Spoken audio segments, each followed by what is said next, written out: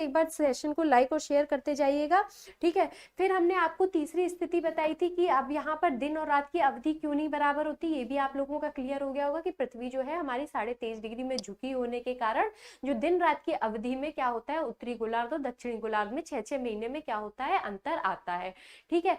फिर हमने आपको ये बताया कि ऋतु परिवर्तन कैसे होता है, ठीक है। तो ऋतु परिवर्तन में भी हमने आपको 4 फिगर, जो तीसरा फिगर बताया था उसमें 4 पृथ्वियां आपको दिखाई थी और बीच में सन दिखाया था। उससे हमने बताया था कि 6 महीने बाद क्या होता है कि सूरज की स्थिति घूमते हुए कैसे आ जाती है, इस साइड आ जाती है।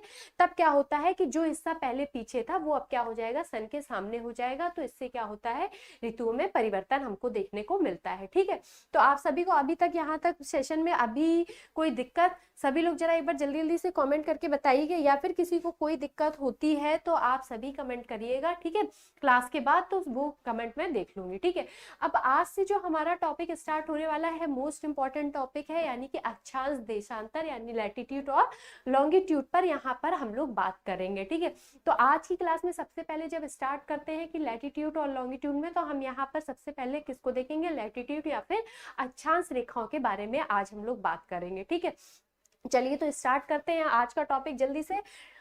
चलिए तो अगर हम लोग यहाँ पर देख रहे हैं कि हाँ, यहाँ पर देख रहे हैं कि अक्षांश और हमारा क्या है, देशांतर, जो कि आज का टॉपिक है। तो अगर सबसे पहले हमारे दिमाग में या फिर हमारे इसमें जो क्वेश्चन आता है कि अक्षांश और देशांतर रेखाएं जो है क्या वो रियल है या फिर कैसी है, अनरियल है, ठीक है, यानी कि ये कैसी रेखाएं हैं। तो अगर अक्षांश रेखाओं की हम लोग बात करते हैं तो ये पृथ्वी पर खींची गई एक तरीके की कैसी रेखा है, काल्पनिक रेखाएं, इस चीज को भी याद रखिएगा, ठीक है। ये कैसी रेखाएं हैं, काल्पनिक रेखाएं, आप सबसे पहले इस चीज का याद रखिएगा।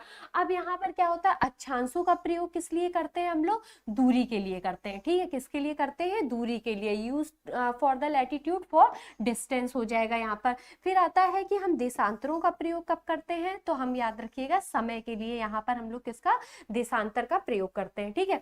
अब देशांतर और अक्षांश अगर हम लोग बात करते हैं किस तरीके से होते हैं, तो आप याद रखिएगा कि जो इस तरीके से लेटी हुई रेखाएं हैं पृथ्वी पर, जो लेटी हुई इस तरीके की रेखाएं हैं वो हमारी क्या कहलाती हैं, अक्षांश रेखाएं कहलाती है। अभी इनके बारे में हम लोग पूरी तरीके से बात करेंगे कि कैसे कैसे ये खिंची हुई है या फिर क्या है। अभी बस आपको ये देखना है कि अगर अक्षांश रेखाओं की बात करेंगे तो अगर पृथ्वी पर इस तरीके की खिंची हुई जो यानी लेटी लेटी आपको दिख रही हुई है यहाँ पर, ठीक है, ठीक है, ये इन रेखाओं को हम लोग क्या कहेंगे, यहाँ पर आप लैटिट्यूड यानी कि जो सीधी खड़ी हुई रेखा है, आप इंग्लिश से इसको मैच भी कर सकते हैं, तो उनको हम लोग लैटिट्यूड यानी कि जो लेटी हुई रेखा है उनको हम लोग क्या बोलते हैं, अक्षांश रेखाएं बोलते हैं, ठीक है।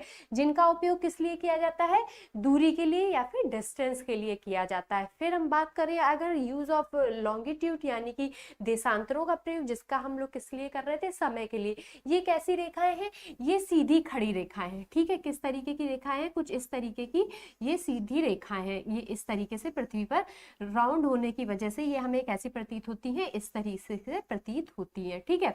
तो आप लोगों को समझ में आ गया होगा कि जो पृथ्वी पर जो काल्पनिक रेखाएं हैं वो कुछ इस तरीके से यहाँ पर खिंची हुई हमको दिखाई देती है, ठीक है।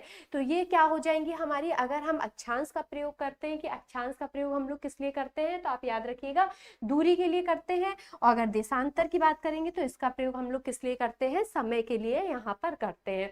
और जो सीधी खड़ी रेखाएं हैं उनको हम क्या बोलते हैं, अक्षांश रेखाएं बोलते हैं। और अगर जो सीधी खड़ी और अगर जो ऐसी सीधी सीधी सी है आपको जो दिख रही है, ये हमारी क्या कहलाएंगी, देशांतर रेखा, यहाँ पर क्या कहलाएंगी, ये देशांतर रेखा हमारी कहलाएंगी, ठीक है। चलिए तो क्लियर हुआ।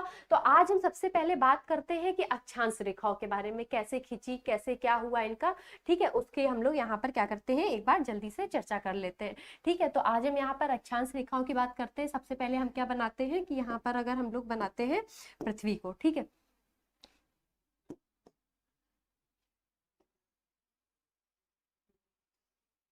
ठीक है। तो अगर हम लोग यहाँ पर अक्षांश रेखाओं की बात करते हैं तो अक्षांश रेखाएं क्या होती हैं, अगर हमने आपको कल भी बताया था, कल की क्लास में, कि जो हमारी अक्षांश रेखाएं होती हैं, हमने आपको एक रेखाओं के बारे में भी बताया था कि जो हमारे पृथ्वी को दो बराबर रेखाओं में बांट दे, ठीक है, दो बराबर रेखाओं में बांट दे, उसको हम लोग क्या बोलते हैं, 0 डिग्री बोलते हैं। सबसे पहले आप लोगों को ये याद रखना है, इसको क्या बोलते हैं, भूमध्य रेखा,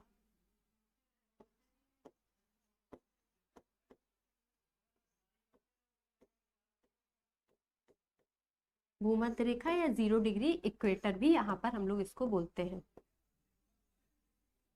ठीक है, तो हिंदी में क्या बोलते हैं इसको, भूमध्य रेखा, या फिर इंग्लिश में क्या बोलेंगे हम इसको, इक्वेटर बोलेंगे। ठीक है, तो अब जो 0 डिग्री अच्छा ये दिख रही है आपको, ये भी एक तरीके की क्या है, अक्षांश रेखा है। ठीक है, क्या है, अक्षांश रेखा है। तो ये क्या करती है 0 डिग्री, आप लोग समझिएगा इसी चीज को कि जो 0 डिग्री अक्षांश रेखा है वो क्या करती है, पृथ्वी को 2 बराबर भागों में बांट देती है। ठीक है, तो भूमध्य रेखा से खींची गई जो हमारी कोणीय रेखा है, ठीक है, एक बार फिर से इस चीज को बहुत अच्छे से याद रखिएगा कि पृथ्वी के केंद्र से, ठीक है, क्या है, पृथ्वी के केंद्र से खींची गई हमारी किसी कोणीय रेखा क्या कहलाती है, हमारी भूमध्य रेखा कहलाती है। क्या कहलाती है, भूमध्य रेखा। तो अब अगर हम ये लोग इस चीज को ध्यान देते कि आपने यहाँ पर कोणीय दूरी की बात करी, ठीक है, किसकी बात करी, कोणीय दूरी की बात करी, तो अब आप देख रहे होंगे कि यहाँ पर कौन सा कोण बनना है, तो ये आप बता पाएंगे कि ये कितने, 30 डिग्री का कोण बन रहा है। ठीक है, कितने का कोण बन रहा है, 30 डिग्री का। ठीक है, आप समझिएगा कि पृथ्वी के केंद्र से खींची गई, ठीक है, पृथ्वी के केंद्र हमने यहाँ पर मान लिया। ठीक है, अब केंद्र कैसे माना कि आपको पता है कि 0 डिग्री भूमध्य रेखा क्या करती है, पृथ्वी को 2 बराबर भागों में यहाँ पर बांट देती है। ठीक है, तो आपने 2 बराबर भागों में बांटा, तो इसका केंद्र क्या हुआ, इसका केंद्र ये हुआ। ठीक है, तो पृथ्वी के केंद्र से खींची गई जो हमारी कोणीय दूरी है, तो ये 30 डिग्री का जब ये कोण बना रही है, तो यहाँ पर जो रेखा खींचेगी, ठीक है, इस चीज को याद रखिएगा कि इससे देखते हैं। ठीक है, यहाँ पर याद रखिएगा कि ये जो रेखा खींच रही है ये हमारी क्या कह रही है, 30 डिग्री का कोण बन रहा है, तो ये हमारी क्या कहलाएगी, 30 डिग्री की अक्षांश रेखा। ठीक है, क्या कहलाएगी, अक्षांश रेखा कहलाएगी। ठीक है, अब आप सभी लोग समझ गए होंगे। ठीक है, कि पृथ्वी के केंद्र से खींची गई जो कोणीय दूरी है, ठीक है, उसी पर ही खींची गई जो हमारी सीधी लाइन, यानी कि जो इस तरीके से लैटिट्यूड लाइन जो खींचेगी वो हमारी कौन सी हो जाएगी, हमारी अक्षांश रेखा कहलाएगी।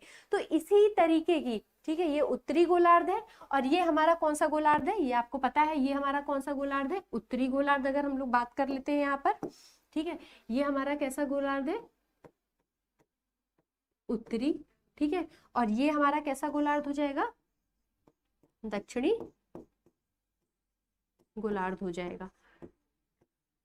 ठीक, तो अब आप समझ गए होंगे। इसी तरीके से अगर हम लोग एक बात यहाँ पर ये भी देखते हैं कि अगर हम लोग ये कहते हैं कि इस तरीके का कोण यहाँ पर बन रहा है, ठीक है, अगर हम यहाँ से कोण खींचते हैं यहाँ से, तो ये हमारा कितना बन रहा है, पूरा 90 डिग्री बन रहा है। ठीक है, क्या हो रहा है यहाँ पर, 90 डिग्री का कोण बन रहा है। तो यहाँ की जो रेखा होगी वो हमारी कौन सी कहलाएगी, 90 डिग्री की अक्षांश रेखा कहलाएगी। ठीक है, कौन सी डिग्री की रेखा कहलाएगी, 90 डिग्री की हमारी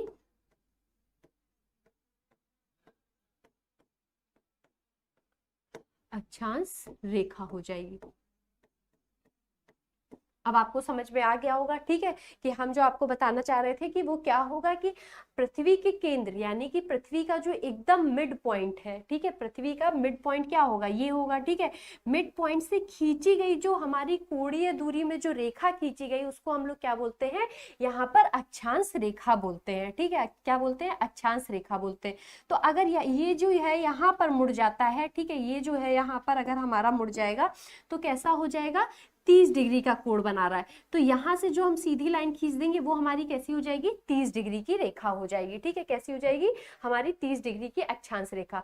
पर अगर हम इसी लाइन को सीधे कोणीय बनाते हैं, उसी तरीके से ऊपर बढ़ते बढ़ते जो जैसे जैसे कोण बनते चले जाएंगे वो कैसा हो जाएगा, 90 हमारा क्या हो जाएगा। यहाँ पर अगर हम पूरी की बात करें तो पूरी पृथ्वी पर तो हम 360 का यहाँ पर नहीं बना पाएंगे, पर यहाँ तक क्या होगा कि 90 पे जाकर क्या हो जाएगी हमारी जो पृथ्वी है, यानी कि पोल्स हमें मिल जाएगा। ठीक है, इसी तरीके से यहाँ पर देखिएगा, अगर दक्षिणी गोलार्ध की बात करते हैं थोड़ा सा और क्लियर हो जाएगा आप लोगों को कि यहाँ अगर हम उसी तरीके से ये बात करते हैं कि यहाँ से खींची गई दूरी, ठीक है, यहाँ से अगर हम खींची गई दूरी की बात करते हैं तो वो हमारी किस तरीके की आएगी, इस चीज पे भी बात कर लेते हैं।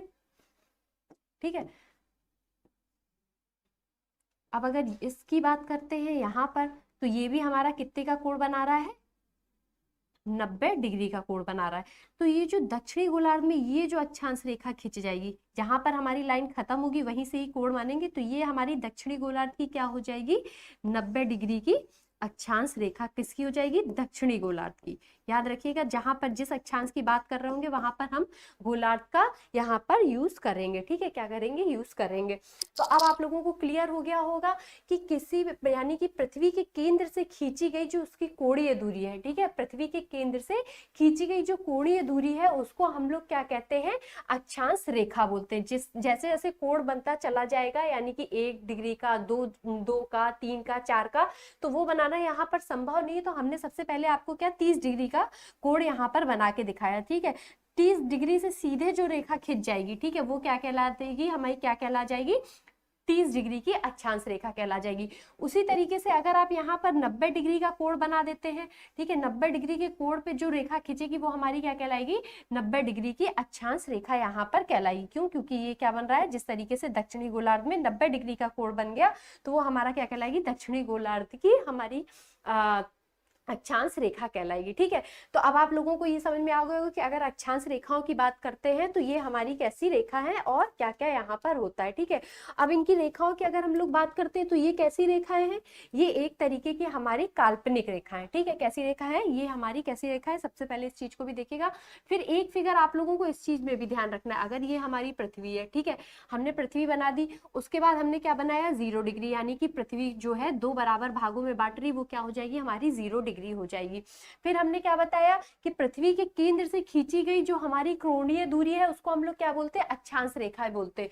तो इस चीज को याद रखिएगा कि ऐसी जो रेखाएं हैं, ठीक है, ऐसी जो रेखाएं हैं वो कितनी है, टोटल 90, ठीक है, कितनी है टोटल यहाँ पर, क्योंकि 90 डिग्री का कोण जो है वो हमारा यहाँ पर आखिरी बनेगा कोणीय दूरी से, तो ये क्या हो जाएगा, हमारे टोटल 90 यहाँ पर है। 90 अक्षांश रेखाएं हमारी कहाँ पर है, उत्तरी गोलार्ध में, और 90 ही हमारी कहाँ से है, दक्षिणी गोलार्ध में, ठीक है, कितनी है, दक्षिणी गोलार्ध में। तो 90 और 90 हमारा हो जाएगा, ठीक है, 90 प्लस 90 और एक हमारी कौन सी हो जाएगी, 0 डिग्री वाली हो जाएगी, ठीक है, तो यानी कि +1। तो टोटल अक्षांश रेखाओं की संख्या जो है वो कितनी निकल के आ जाएगी, 181 यहाँ पर निकल कर आ जाएगी, ठीक है। याद रखिएगा कितनी निकल के आएगी। अगर कोई आपसे पूछता है कि अक्षांश रेखाओं की संख्या कितनी है तो आप बता पाएंगे कि 181 रेखा है। कैसे, क्योंकि उत्तरी गोलार्ध में 90 डिग्री का कोण बनेगा तो 90 हमारी उत्तरी गोलार्ध की अक्षांश रेखा है और 90 हमारी कहाँ, दक्षिणी गोलार्ध की अक्षांश रेखा है। प्लस हमारा कौन सी हो जाएगी, प्लस हमारी ये हो जाएगी कौन सी, 0 डिग्री की एक अक्षांश रेखा, ठीक है, कौन सी हो जाएगी, एक 0 डिग्री की अक्षांश रेखा हो जाएगी, ठीक है। तो अब आप लोगों को पूरी तरीके से यहाँ पर अक्षांश रेखाओं की अगर हम लोग बात करते हैं तो ये आप लोगों को समझ में आ जाएगा, ठीक है। अब अगर यहाँ पर बात करते हैं कि प्रत्येक अक्षांश में, इस चीज को भी देख लीजिएगा कि प्रत्येक अक्षांश में, यानी कि एक अक्षांश से दूसरे अक्षांश में जितने का अंतर होता है, ठीक है, क्या होता है कि कितने का अंतर होता है, तो वो हमारे कितने किलोमीटर का अंतर होता है, 111 किलोमीटर का यहाँ पर हमें अंतर देखने को मिलता है, ठीक है। अगर आप एक अक्षांश से, अब आप इस तरीके से अंदाजा लगा सकते होंगे कि एक अक्षांश से दूसरे अक्षांश में पृथ्वी के जाने पर हमको जो दूरी होती है वो कितनी होती है, हमारी 111 किलोमीटर की दूरी होती है। यानी कि अगर आप यहाँ इस पॉइंट से इस अक्षांश से इस अक्षांश में जाते हैं तो इसके बीच की जो आपको दूरी है, यानी कि ये दूरी जो बात हो रही है, ठीक है, इस दूरी की बात करी जाए तो वो कितनी होगी, 111 किलोमीटर की दूरी होगी। तो यहाँ पर आपके क्वेश्चन क्या क्या बनेंगे, अब इस चीज को भी देख लीजिएगा कि पृथ्वी के केंद्र से खींची गई जो कोणीय दूरी है वो क्या है, अक्षांश रेखा है। सबसे पहले तो आप लोगों को डेफिनेशन याद होनी चाहिए। अक्षांश रेखा है हमारी उत्तरी गोलार्ध में, अक्षांश रेखाओं की बात करें तो कितनी है, 90 है।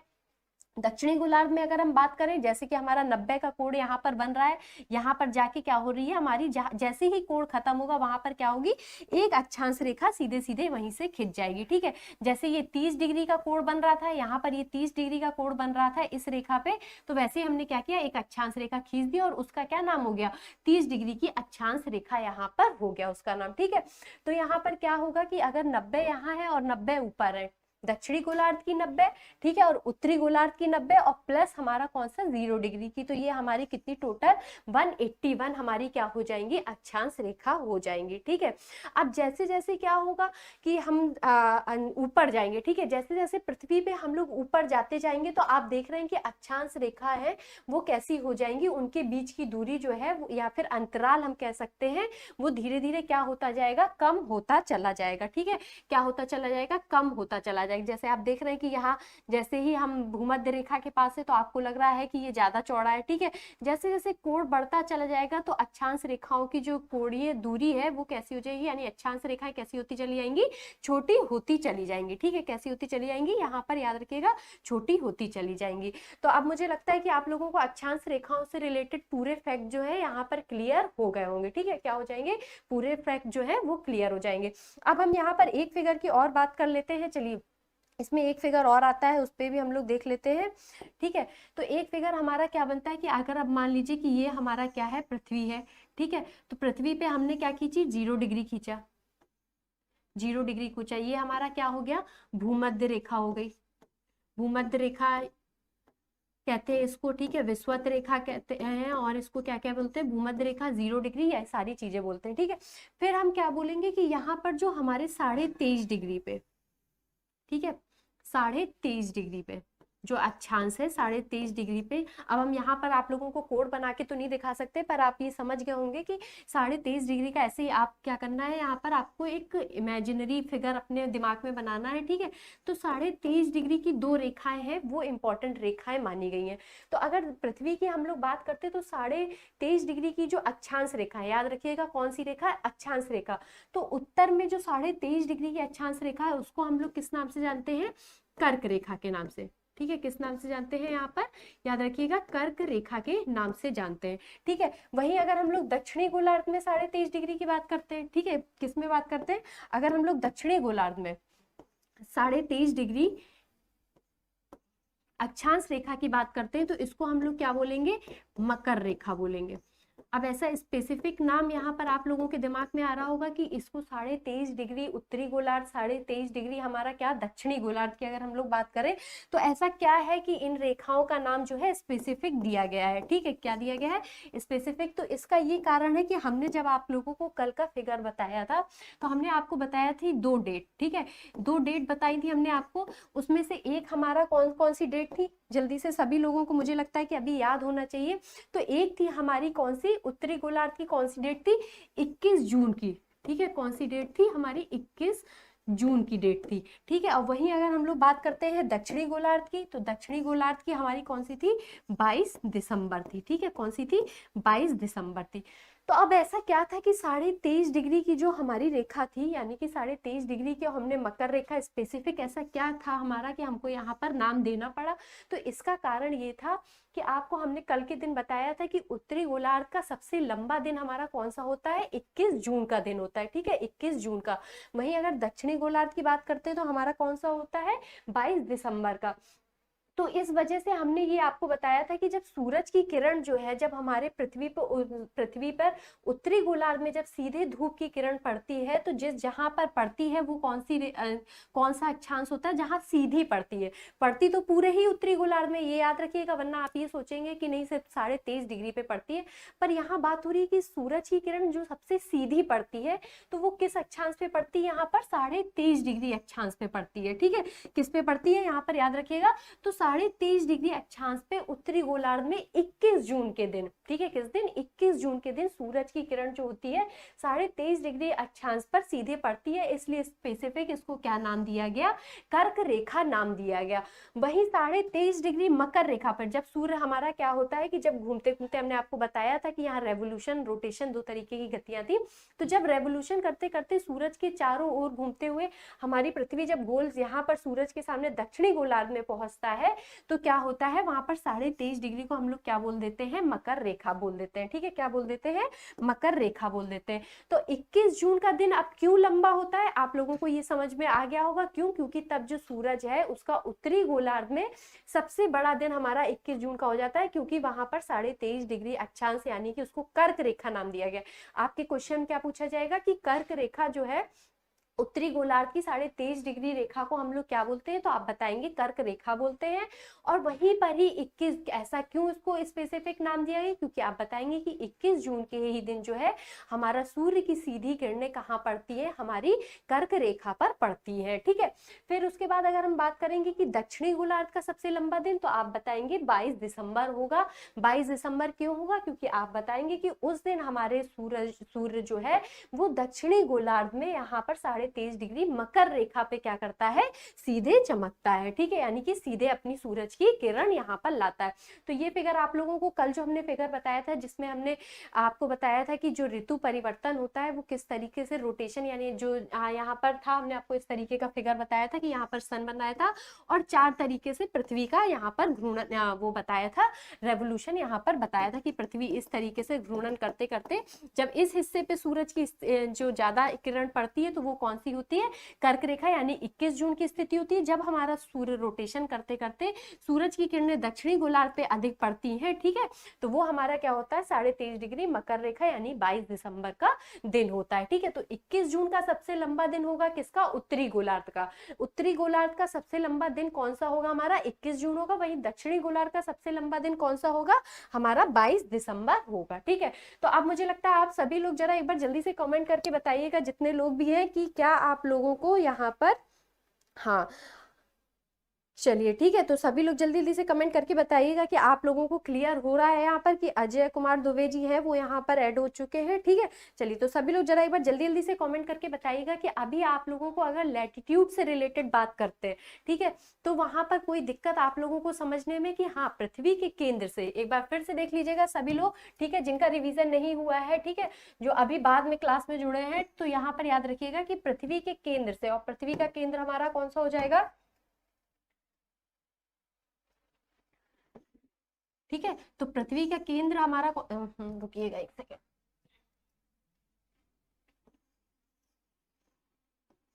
ठीक है। तो पृथ्वी के केंद्र से, यानी कि केंद्र बिंदु ये हो गया, यहाँ से खींची गई कोणीय दूरी, तो यानी ये 30 का कोण बना रहा है, ठीक है। तो वहां पर जो रेखा खींचेगी, जैसे ही कोणीय दूरी यहाँ पर कोण बन रहा है, तो यहाँ पर क्या बन गया, अगर 30 का हमारा कोण बना रहा है तो ये कौन सी हो जाएगी, 30 डिग्री अक्षांश रेखा हो जाएगी, ठीक है। क्लियर हो गया होगा। तो पृथ्वी के केंद्र से खींची गई जो हमारी कोणीय दूरी है उसे हम लोग क्या बोलते हैं, अक्षांश रेखा बोलते हैं। अक्षांश रेखा से हमको किसकी स्थिति की, ठीक है, किसकी स्थिति और जगह की जानकारी मिलती है, किसकी मिलती है, स्थिति और जगह की जानकारी हमको किसके कारण मिलती है, अक्षांश रेखाओं के कारण मिलती है। एक अक्षांश से दूसरे अक्षांश में कितने किलोमीटर का अंतर होता है, तो आप बता पाएंगे 111 किलोमीटर का अंतर होता है। फिर आपसे पूछा जाएगा कि यहाँ पर अक्षांश रेखाओं की संख्या कितनी, तो आपको पता है 90 डिग्री का कोण यहाँ तक बनेगा और 90 हमारा दक्षिणी गोलार्ध में, तो यहाँ पर आप बता पाएंगे 90 प्लस 90 प्लस हमारा कौन 0 डिग्री, तो कितना हो जाएगा 181 हमारी क्या हो जाएंगी, लैटिट्यूड्स की संख्या यहाँ पर हो जाएगी, ठीक है। तो हमारे 23.5 डिग्री कर्क रेखा बोलते हैं, ठीक है, किसमें, उत्तरी गोलार्ध में। और 23.5 डिग्री क्या बोलते हैं, जो हमारी अक्षांश रेखा होती है उसको हम लोग क्या नाम देते हैं, मकर रेखा, या क्या देते हैं, मकर रेखा यहाँ पर हम लोग नाम देते हैं, ठीक है। तो चलिए अब हम लोग जल्दी जल्दी से एक बार फैक्ट देख लेते हैं, कि जो हमारे फैक्ट है उसको अक्षांश रेखा से, ठीक है, तो पृथ्वी के 2 बराबर भागों में बांटे जाने वाली रेखा को क्या बोलते हैं, भूमध्य रेखा या फिर 0 डिग्री इक्वेटर बोलते हैं। अब आप लोगों को यहाँ पर समझ, आपको मैंने सारी चीजें बता दी, अब यहाँ पर आप लोग देखेंगे तो आप लोगों को समझ में आ जाएगा कि पृथ्वी को जो 2 बराबर भागों में बांट रही है उसको हम लोग क्या बोल रहे हैं, 0 डिग्री भूमध्य रेखा या फिर अक्षांश रेखा कहते हैं। भूमध्य रेखा इसको स्पेसिफिक नाम दे दिया गया है, पर ये है एक तरीके की क्या, हमारी अक्षांशी रेखा है, याद रखिएगा, ठीक है। जितनी भी रेखा है, जैसे ये 23.5 डिग्री है, ये 23.5 डिग्री हमारा क्या है, दक्षिणी गोलार्ध, उत्तरी गोलार्ध की बात करी जाएगी, पर ये क्या होंगे, ये सारे ही हमारे क्या होंगे, अक्षांश रेखाएं होंगी। इनको स्पेसिफिक नाम दिया गया है क्योंकि यहाँ पर इनकी कुछ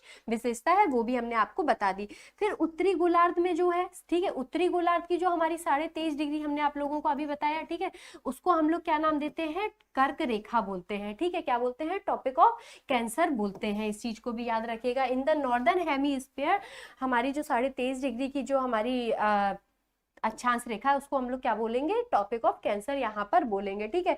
इन द सदर्न हेमिस्फीयर अगर हम दक्षिणी गोलार्ध की बात करें तो उसमें 23.5 डिग्री को हम लोग क्या बोलते हैं, टॉपिक ऑफ कैप्रिकॉर्न बोलते हैं। यहाँ पर क्या बोलते हैं, मकर रेखा बोलते हैं, ठीक है, क्या बोलते हैं यहाँ पर, सभी लोग जरा जल्दी जल्दी से देखते जाइएगा। तो हम लोग इसको क्या बोलेंगे, मकर रेखा।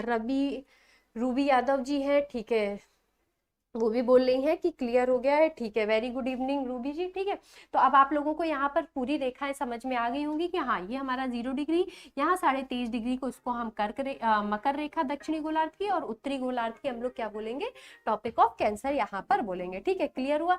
फिर अगर हम लोग बात करते हैं यहाँ पर कि भूमध्य रेखा को आधार मानकर, ठीक है, भूमध्य रेखा को आधार क्यों माना गया, क्योंकि भूमध्य ही रेखा है जो पृथ्वी को दो बराबर भागों में बांट रही है, ठीक है। तो भूमध्य रेखा को आधार मानकर पृथ्वी के केंद्र से खींची गई, ठीक है, खींची गई कोणीय दूरी क्या कहलाती है, हमारी अक्षांश कहलाती है, ठीक है। The angular distance measure of the earth centre of the point और the earth surface along the हमारा मेरिडियन, इट्स कॉल्ड क्या होगा, हमारा लैटिट्यूड यहाँ पर कहलाएगा। अक्षांश रेखा है, कैसी रेखा है, इमेजनरी लाइन है, ठीक है, कैसी है, हमारी काल्पनिक रेखा है।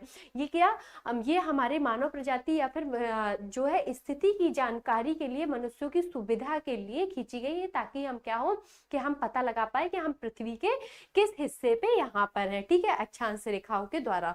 फिर है हमारा अक्षांश रेखाओं से हमें क्या मिलता है, स्थिति और जगह की जानकारी मिलती है। Latitude line provide the location and the location information यहाँ पर हमको देखने को मिलती है, किसकी वजह से, अक्षांश रेखाओं की वजह से, ठीक है, क्लियर हुआ। फिर हम यहाँ पर बात करते हैं, तो प्रत्येक अक्षांश में कितने का, 1 डिग्री का अंतराल रहता है, ठीक है, कितने का अंतराल रहता है यहाँ पर, 1 डिग्री से हमारी फिर अक्षांश दूरी, यानी 1 डिग्री, 2 डिग्री, 3 डिग्री, 4 डिग्री, ऐसे जाते जाते हमारा क्या हो जाएगा, 90 डिग्री का कोण बनता है। तभी हमारे उत्तरी गोलार्ध में 90 होती है, ठीक है, उत्तरी गोलार्ध में हमारी कैसी होती है, 90 यहाँ पर होती है, और दक्षिणी गोलार्ध में भी हमें कैसी 90 अक्षांश रेखाएं देखने को मिलती है, प्लस हमारा कौन सा 0 डिग्री, तो यहाँ पर हमारी 181 यहाँ पर हो जाती है, ठीक है। तो अक्षांश जो है वो हमारा एंगुलर डिस्टेंस है, यानी कि कोणीय दूरी है, ठीक है। और यहाँ पर भूमध्य रेखा और क्या हो जाएगी, विषुवत रेखा यहाँ पर हो जाएगी। पृथ्वी पर कुल अक्षांशों की संख्या जो है वो कितनी है, 181, ये भी अब आप लोगों को यहाँ पर क्लियर हो चुका होगा, ठीक है। फिर हम लोग बात करते हैं अक्षांश रेखाओं को, तो यहाँ पर लिखा है कि हाँ, समान, उसी डेफिनेशन फिर से आ गई है कि समान अक्षांशों को मिलाने वाली जो रेखाएं होती हैं उनको क्या बोलते हैं, कि हम अक्षांश रेखाएं बोलते हैं। पृथ्वी पर अक्षांश रेखाओं की संख्या जो है वो कितनी है, 181 है, ठीक है। तो ये आप देख चुके हैं, ये स्लाइड फिर से यहाँ पर लग गई है। अब यहाँ पर आया है कि दो अक्षांश रेखाओं के मध्य के भाग को क्या बोलते हैं, कटिबंध या फिर जोन बोलते हैं, ठीक है, क्या बोलते हैं, जोन बोलते हैं। यानी कि इस तरीके से आप देखेंगे कि जैसे ये आपकी पृथ्वी है, ठीक है, ये अक्षांश है, और इन दोनों अक्षांशों में तो इसका जो पॉइंट होगा, ठीक है, ये जो पॉइंट होंगे इनको हम लोग क्या बोलेंगे, यहाँ पर रहने वाले लोगों को, तो इसमें हम बोलेंगे कि हाँ, ये एक तरीके का हमारा कौन सा जोन है। तो आप अभी जब पढ़ेंगे तो इसमें आपके उष्ण कटिबंधीय, ठीक है, शीत कटिबंधीय, जो भी जोन बटे होते हैं, तो एक अक्षांश से दूसरे अक्षांश में जो बीच में होती है स्थिति, उसको हम लोग, या भाग होता है, उसको हम लोग क्या बोल देते हैं, कटिबंध यहाँ पर बोलते हैं, ठीक है। दो अक्षांश रेखाओं के मध्य की दूरी क्या होती है, 111 किलोमीटर की दूरी होती है, ठीक है, 111 किलोमीटर की क्या होती है। अगर हम दूरी की बात करेंगे तो ये हमारे, ये जो दूरी है एक अक्षांश से दूसरे अक्षांश में, ये कितनी हो जाएगी, 111 किलोमीटर की। और 1 डिग्री से 1 डिग्री पे हमारी एक अक्षांश, दूसरी डिग्री पे हमारा दूसरा अक्षांश, यहाँ पर ऐसे जैसे हमने आपको 30 डिग्री पे अक्षांश खींच के दिखाया था, तो आप लोगों को यहाँ पर क्या हो गया था, क्लियर हो गया था, ठीक है, क्या हो गया था, क्लियर हो गया था कि हाँ, 30 डिग्री का अक्षांश कैसे बना। अब 1 डिग्री का तो हम आपको नहीं बना के दिखा सकते हैं, क्योंकि यहाँ पर पॉसिबल नहीं है, पर हमने आपको 30 डिग्री का यहाँ पर बना के दिखाया था कि हाँ, ये 30 डिग्री का कोण बन रहा है, तो यहाँ पर खींची गई जो रेखा होगी वो कैसी होगी, 30 डिग्री उत्तरी गोलार्ध की हमारी क्या हो जाएगी, लैटिट्यूड यहाँ पर हो जाएगी, ठीक। बात करते हैं क्लासेस की, तो आपको पता है कि यहाँ पर हम लोग वर्ल्ड ज्योग्राफी लेके चल रहे हैं, ठीक है। अभी आप सभी लोगों को पता है कि यहाँ पर क्या चल रहा है, हमारा वर्ल्ड ज्योग्राफी चल रहा है। और वर्ल्ड ज्योग्राफी में हम लोगों ने सबसे पहले आप लोगों को हमने जैसा बताया था कि खगोल विज्ञान यहाँ पर चलेगा, ठीक है। उसमें हम लोगों ने ब्रह्मांड को देख लिया, ब्रह्मांड देखने के बाद पूरा सौर मंडल या फिर सोलर सिस्टम देख लिया, और उसके बाद हमारा लास्ट टॉपिक चल रहा है अक्षांश देशांतर, यानी कि लैटिट्यूड और लॉन्गिट्यूड यहाँ पर हमारा चल रहा है।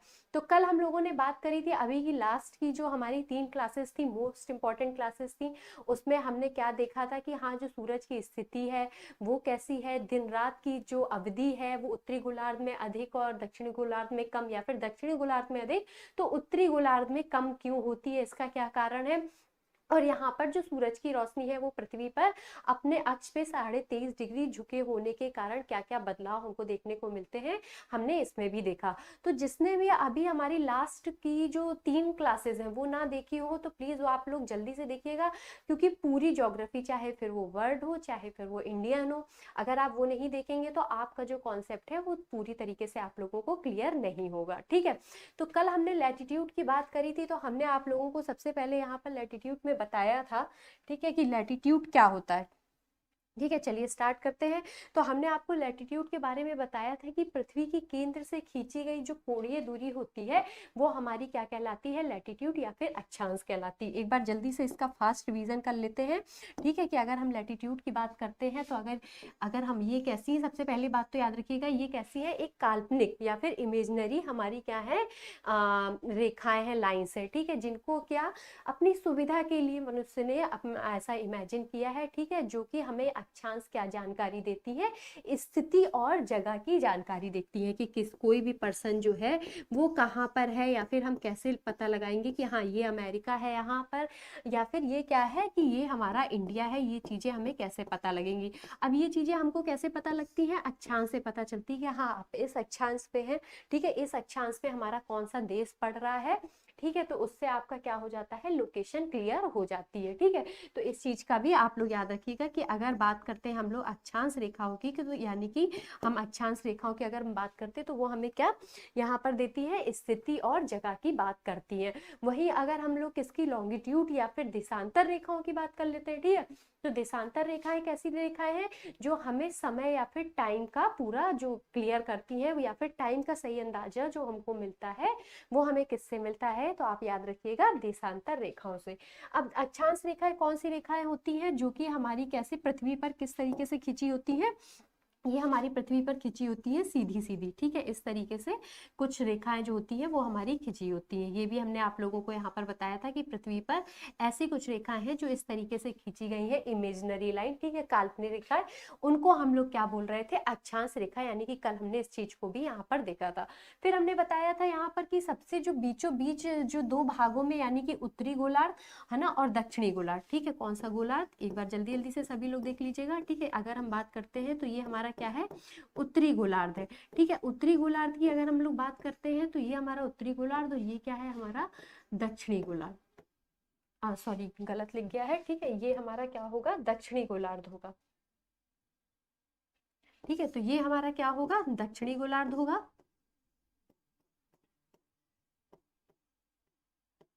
और ये हमारा क्या होगा, उत्तरी गोलार्ध होगा।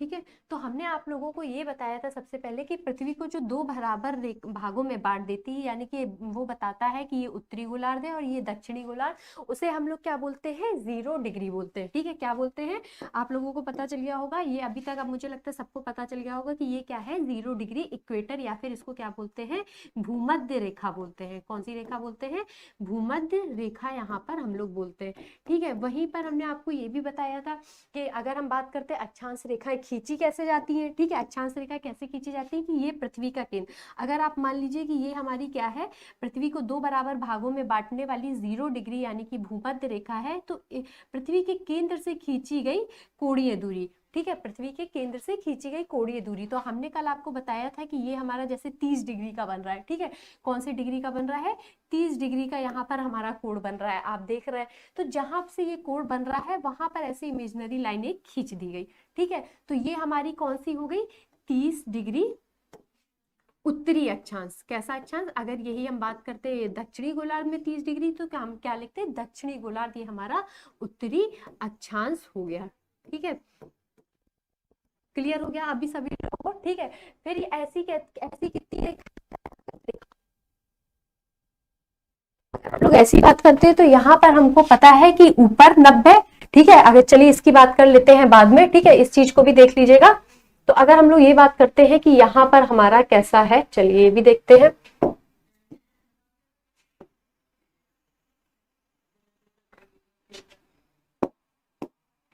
ये हमने बताया कि हाँ ये हमारी क्या है, भूमध्य रेखा है। ठीक है, तो हमें क्या यहाँ पर हमारा कितने, अगर पृथ्वी के केंद्र से हम आखिरी तक खींचते हैं तो हमारा कितना, 90 का कोण बन रहा है। आप सभी लोगों को पता है कितने का, 90 का। तो यहाँ जो आखिरी अक्षांश रेखा है, ठीक है, वो हमारी क्या हो जाएगी, ये दक्षिण की है, तो ये हम क्या बोलेंगे, 90 डिग्री दक्षिणी अक्षांश हो जाएगा हमारा, ठीक है। कितना हो जाएगा? दक्षिणी गोलार्ध का हमारा ये अक्षांश हो जाएगा। तो अब आप समझ गए होंगे कि अक्षांश जो है या फिर अक्षांश कैसे खींचे जाते हैं। तो क्या बोला जाता है कि पृथ्वी के केंद्र से खींची गई हमारी जो कोणीय दूरी है उसको हम लोग क्या बोलते हैं? अक्षांश रेखा बोलते हैं। और ये क्या है? 1-1 डिग्री पर है। यहाँ पर हमने, आप देख रहे होंगे कि हमने आपको 30 डिग्री का दिखाया दक्षिणी गोलार्ध में, उत्तरी गोलार्ध में हमने दक्षिणी गोलार्ध में हमने आपको 90 डिग्री का दिखाया, ठीक है। उत्तरी गोलार्ध में हमने आपको 30 डिग्री का दिखाया। तो अब आप ये सोच रहे होंगे कि ऐसा हम 1-1 डिग्री पर होता है, ठीक है। 1-1 डिग्री पर यहाँ पर पॉसिबल नहीं है, इस वजह से हमने आपको 30 और 90 जो है आसानी से दिख सकता था, इसलिए यहाँ पर हमने आपको क्लियर करके बता दिया, ठीक है। अब अगर बात करते हैं अक्षांश रेखाओं की, तो याद रखिएगा कि अक्षांश रेखाएं जो है वो हमारी 90 उत्तरी गोलार्ध में है, ठीक है, और 90 कहाँ है? दक्षिणी गोलार्ध में। यानी कि अगर हम अक्षांश रेखाओं की बात करते हैं तो हमारी उत्तरी गोलार्ध की 90 प्लस हमारी दक्षिणी गोलार्ध की 90, तो टोटल और प्लस हमारी एक कौन सी हो जाएगी? ये 0 डिग्री वाली, ठीक है। कौन सी? अगर 0 डिग्री की बात करते हैं तो +1 ये हो जाती है। तो ये हमने आपको बताया था कि टोटल अक्षांशों की जो संख्या है वो कितनी है? 181 है, ठीक है। अगर आपके क्वेश्चन में, अगर आपके एग्जाम में ये क्वेश्चन पूछा जाता है कि जो अक्षांशों की जो संख्या है वो कितनी है, तो आप बता पाएंगे 181 यहाँ पर हमारी क्या है? अक्षांश रेखाओं की संख्या है, ठीक है। अब ये क्लियर हो गया। हमने आपको फिर इसके बाद ये बताया था कि एक अक्षांश से, यानी कि एक अक्षांश से दूसरे अक्षांश में 1 डिग्री अक्षांश 2 डिग्री अक्षांश में जो हमारे किलोमीटर का अंतर होता है वो कितना होता है? 111 किलोमीटर का अंतर होता है। किसमें? एक अक्षांश से दूसरे अक्षांश के बीच में बताया था, ठीक है। अभी कोई और पॉइंट छूट रहा है ऐसा कुछ जो हमने कल आप लोगों को बताया हो और अभी रिविजन में ना हो, ठीक है। तो ये आप अभी तक पूरा क्लियर समझ चुके होंगे, ठीक है।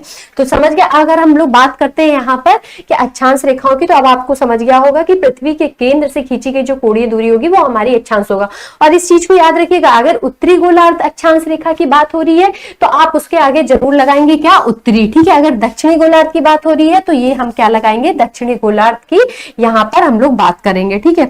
तो अभी आप लोगों का ये क्लियर हो गया होगा। चलिए फिर नेक्स्ट हम लोग देखते हैं यहाँ पर। नेक्स्ट हमारी जो स्लाइड है, आज क्या बता रहे हैं हम लोग कि कुछ विशेषता या फिर प्रॉपर्टीज है। किसकी प्रॉपर्टीज है यहाँ पर? अक्षांश रेखाओं की। जो कल हमने सारी चीजें यानी कि फैक्चुअल सारी चीजों पे बात कर ली थी, आज हम उस पे बात करते हैं। तो अक्षांश रेखा कैसी रेखा है? समांतर रेखा है, ठीक है। कैसी है? समांतर रेखा है, यानी कि पैरेलल लाइन है। ये भी आप लोगों को समझ में आ गया होगा। कैसे समझ में आ गया होगा? क्योंकि अक्षांश जो है वो हमारे इस तरीके से पूरी पृथ्वी पर खिंचे हुए हैं, ठीक है। तो ये क्या है हमारे की लैटिट्यूड लाइन रन्स क्या है? पैरेलल है यहाँ पर, ठीक है। कैसी है? पैरेलल है। फिर अक्षांश रेखा एक पूर्ण वृत्त का निर्माण करती है। कैसे? पूर्ण वृत्त का निर्माण करती है। Latitude line for the a perfect circle. तो परफेक्ट सर्कल कैसे करती है? अब आप ये सोचिए कि अगर ये बॉल है, ठीक है, अब किसी बॉल में गोल गोल पूरी लाइन खींची हुई है, कोई इस तरीके से तो सीधी सीधी लाइन खींची नहीं है, ठीक है। पूरा जो बॉल टाइप का स्ट्रक्चर है, जो हमारी जियोइड जिसको हम लोग कहते हैं बेसिकली पृथ्वी को, पर यहाँ पर हम लोग किसकी बात कर रहे हैं? इमेजिन कर लेते हैं कि जैसे बॉल की तरह पृथ्वी है हमारी, या फिर एप्पल, या फिर ऑरेंज, कुछ भी कह सकते हैं, कुछ भी ऐसा। तो क्या देखेंगे कि आप यहाँ पर गोल गोल तरीके से, यहाँ पर अगर आपको किसी में पूरी तरीके से रेखा खींचनी हो सीधी सीधी, तो वो कैसे खींचेंगी? इसी तरीके से खींचेंगी। कैसे? पूर्ण वृत्त की तरह, ठीक है। परफेक्ट सर्कल बनाएंगी। ये घूम के, मान लीजिए कि ये हमको दिख रहा है फ्रंट एरिया, पर यहाँ पर क्या होगा? बैक एरिया भी यहाँ से हमको दिखेगा। किसका? पृथ्वी का। हमको इस चीज का भी दिखेगा, ठीक है। तो ये समझ लीजिएगा कि लैटिट्यूड लाइन कैसी होती है? हमारी परफेक्ट सर्कल पे होती है। फिर हम लोग यहाँ पर बात करते हैं कि अगर अक्षांश रेखाओं की लंबाई ध्रुव की ओर जाने पर क्या हो जाती है? कम हो जाती है, ठीक है। ध्रुव के जाने पर हमारी ये जो लाइंस है, the length of the latitude line decrease on going toward to the polar region. अब ये कैसे हो जाएंगी? अब आप ये चीज भी देख लीजिएगा कि अगर ये हमारी पृथ्वी है, ठीक है, इस पे हमने खींची कि ये लाइन, ठीक है, यहाँ पर एकदम समांतर आएगी। जैसे जैसे हम पोल्स की तरफ जाएंगे, ठीक है, ये लाइन की जो लंबाई है वो क्या हो जाएगी? कम हो जाएगी, ठीक है। क्या हो जाएगी? हम देख रहे हैं कि ये लाइन की जो, ठीक है, तो यहाँ पर 0 डिग्री में हम लोग देख रहे होंगे कि 0 डिग्री में ज्यादा एरिया कवर कर रहा है, ठीक है। तो ध्रुवीय क्षेत्रों में जैसे जैसे बढ़ेंगे तो लंबाई हमें क्या दिखेगी?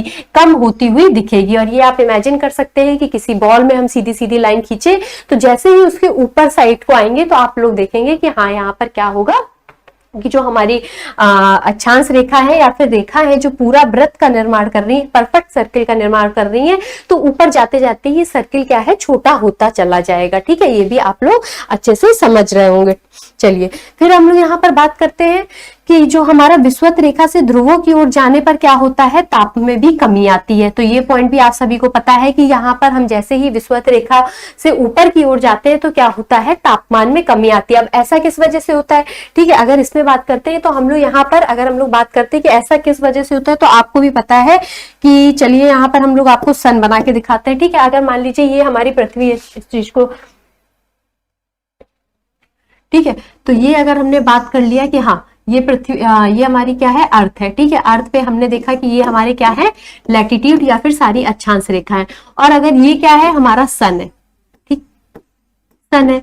फिर हमने देखा कि अगर सूरज की किरणों की बात करें तो हमने ये आप लोगों को बहुत पहले भी बताया था, अगर सूरज की किरणों की यहाँ पर हम लोग बात करते हैं तो ये क्या होगा कि ये हमारी सूरज की किरणें जो है सीधे सीधे कहाँ पड़ेंगी। अब आप लोगों को ये चीज हमने क्लियर बता दी थी कि ये जो सीधी रेखा है ये हमारी विषुवत पे जो है हमेशा दिन और रात कैसा होता है, बराबर होता है। क्यों, क्योंकि यहाँ पर जो सूरज की रोशनी है वो कैसी पड़ती है, हमेशा सीधी या फिर वर्ष भर एक समान पड़ती है। ठीक है, तो जैसे जैसे ऊपर जाएंगे, जैसे जैसे ऊपर जाते जाएंगे तो जो सूरज की जो किरण है वो क्या होगी, कुछ कम होती चली जाएगी, कंपैरिजन टू हमारा इक्वेटर हो जाएगा। ठीक है, क्या होगी, कम चलती चली जाएगी। और अभी तो हमने इस स्थिति पे यानी कि 23.5 डिग्री पे झुकाव की यहाँ पर अभी बात ही नहीं करी। अगर झुकाव करते तो हम देखते कि एक पोल पे हमेशा क्या रहता है, एक पोल पे 6 महीने क्या रहता है, अंधेरा रहता है, और एक साइड एक पोल पे क्या रहता है, 6 महीने रोशनी रहती है या फिर 6 महीने का दिन होता है।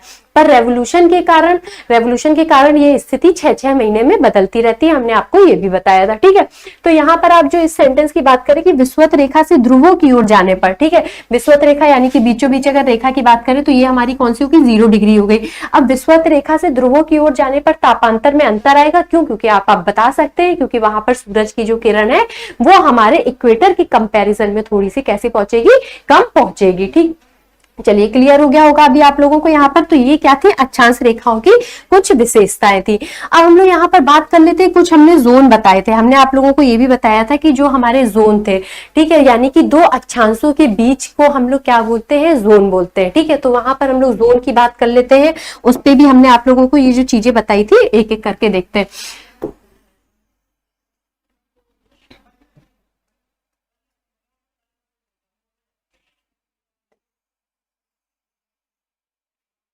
ये सर्कल जो है ये परफेक्ट सर्कल नहीं है, पर ठीक है आप लोग देख लीजिएगा कि हाँ ठीक है। तो ये क्या है, हमारी पृथ्वी है। पृथ्वी पे हमने आप लोगों को बताया था कि पृथ्वी के बीचों बीच ये हमारा क्या हो गया, 0 डिग्री। अब मुझे लगता है कि सभी को रट चुका होगा कि हाँ 0 डिग्री क्या होता है। फिर हमने आपको बताया था कि 23.5 डिग्री उत्तरी अक्षांश जो है इसको हम लोग क्या नाम देते हैं। ठीक है, अगर हमने बताया था आपको 23.5 डिग्री जो है हमारा उत्तरी अक्षांश, कौन सा अक्षांश, हमेशा याद रखिएगा उत्तरी और दक्षिणी जरूर लगेगा। ठीक है, तो उत्तरी अक्षांश है अगर हमारा, तो इसको हम लोग क्या नाम देंगे। आप लोग जरा जल्दी से सभी लोग कमेंट करके बताइएगा, जितने लोग भी सेशन में जुड़े हुए हैं। ठीक है, सभी लोग जरा एक बार जल्दी जल्दी से बता दीजिएगा कि अगर हम लोग यहाँ पर बात करते हैं किसकी, कि यहाँ पर उत्तरी अक्षांश को हमने क्या बोला था, और यहाँ पर 23.5 डिग्री दक्षिणी अक्षांश को हम लोगों ने क्या बोला था। ठीक है, ये कौन सा हो जाएगा, हमारा दक्षिणी अक्षांश हो जाएगा। ठीक है, दक्षिणी अक्षांश। तो उत्तरी अक्षांश को हमने क्या नाम दिया था, आप लोगों को पता होगा। उत्तरी अक्षांश को हमने यहाँ पर नाम दिया था क्या, कर्क रेखा। ठीक है, क्या नाम दिया था, कर्क रेखा नाम दिया था, या फिर टॉपिक ऑफ यहाँ पर क्या बोला था, कैंसर बोला था। ठीक है, और दक्षिणी गोलार्ध को हमने क्या नाम दिया था, मकर रेखा, मकर रेखा। ठीक है, और इसको हमने क्या दिया था, ट्रॉपिक ऑफ कैप्रिकॉर्न यहाँ पर हो जाएगा। ठीक है, तो याद रखिएगा कि जो हमारे उत्तरी गोलार्ध और दक्षिणी गोलार्ध पे 23.5 डिग्री पे यहाँ पर क्या होता है, कर्क रेखा और मकर रेखा हमने बोली थी। अब कर्क रेखा और मकर रेखा की ऐसी क्या स्थिति आ गई। ठीक है, क्योंकि कर्क रेखा पे आप लोगों को पता है 21 जून में, ठीक है, किस दिन, 21 जून के दिन जो है सीधे सूरज की किरण पड़ती है, यानी कि उत्तरी गोलार्ध का सबसे लंबा दिन बताया था। वहीं अगर हम दक्षिणी गोलार्ध की बात करते हैं, ठीक है, दक्षिणी गोलार्ध में हमने क्या बताया था आपको, 22 दिसंबर बताया था। ठीक है, क्या बताया था, 22 दिसंबर। अब 22 दिसंबर को क्या होता है, दक्षिणी गोलार्ध का सबसे लंबा दिन यहाँ पर होता है। ठीक है, क्या होता है, सबसे लंबा दिन होता है। अब जोन की हम लोग यहाँ पर बात कर लेते, तो जो हमारे ये जो हमारा जोन होगा, ठीक है, यानी कि हमारा विषुवत रेखा से जो ऊपर का हमारा कितना 23.5 डिग्री तक का जो जोन होगा, इस जोन को हम लोग क्या नाम देते हैं, ठीक है।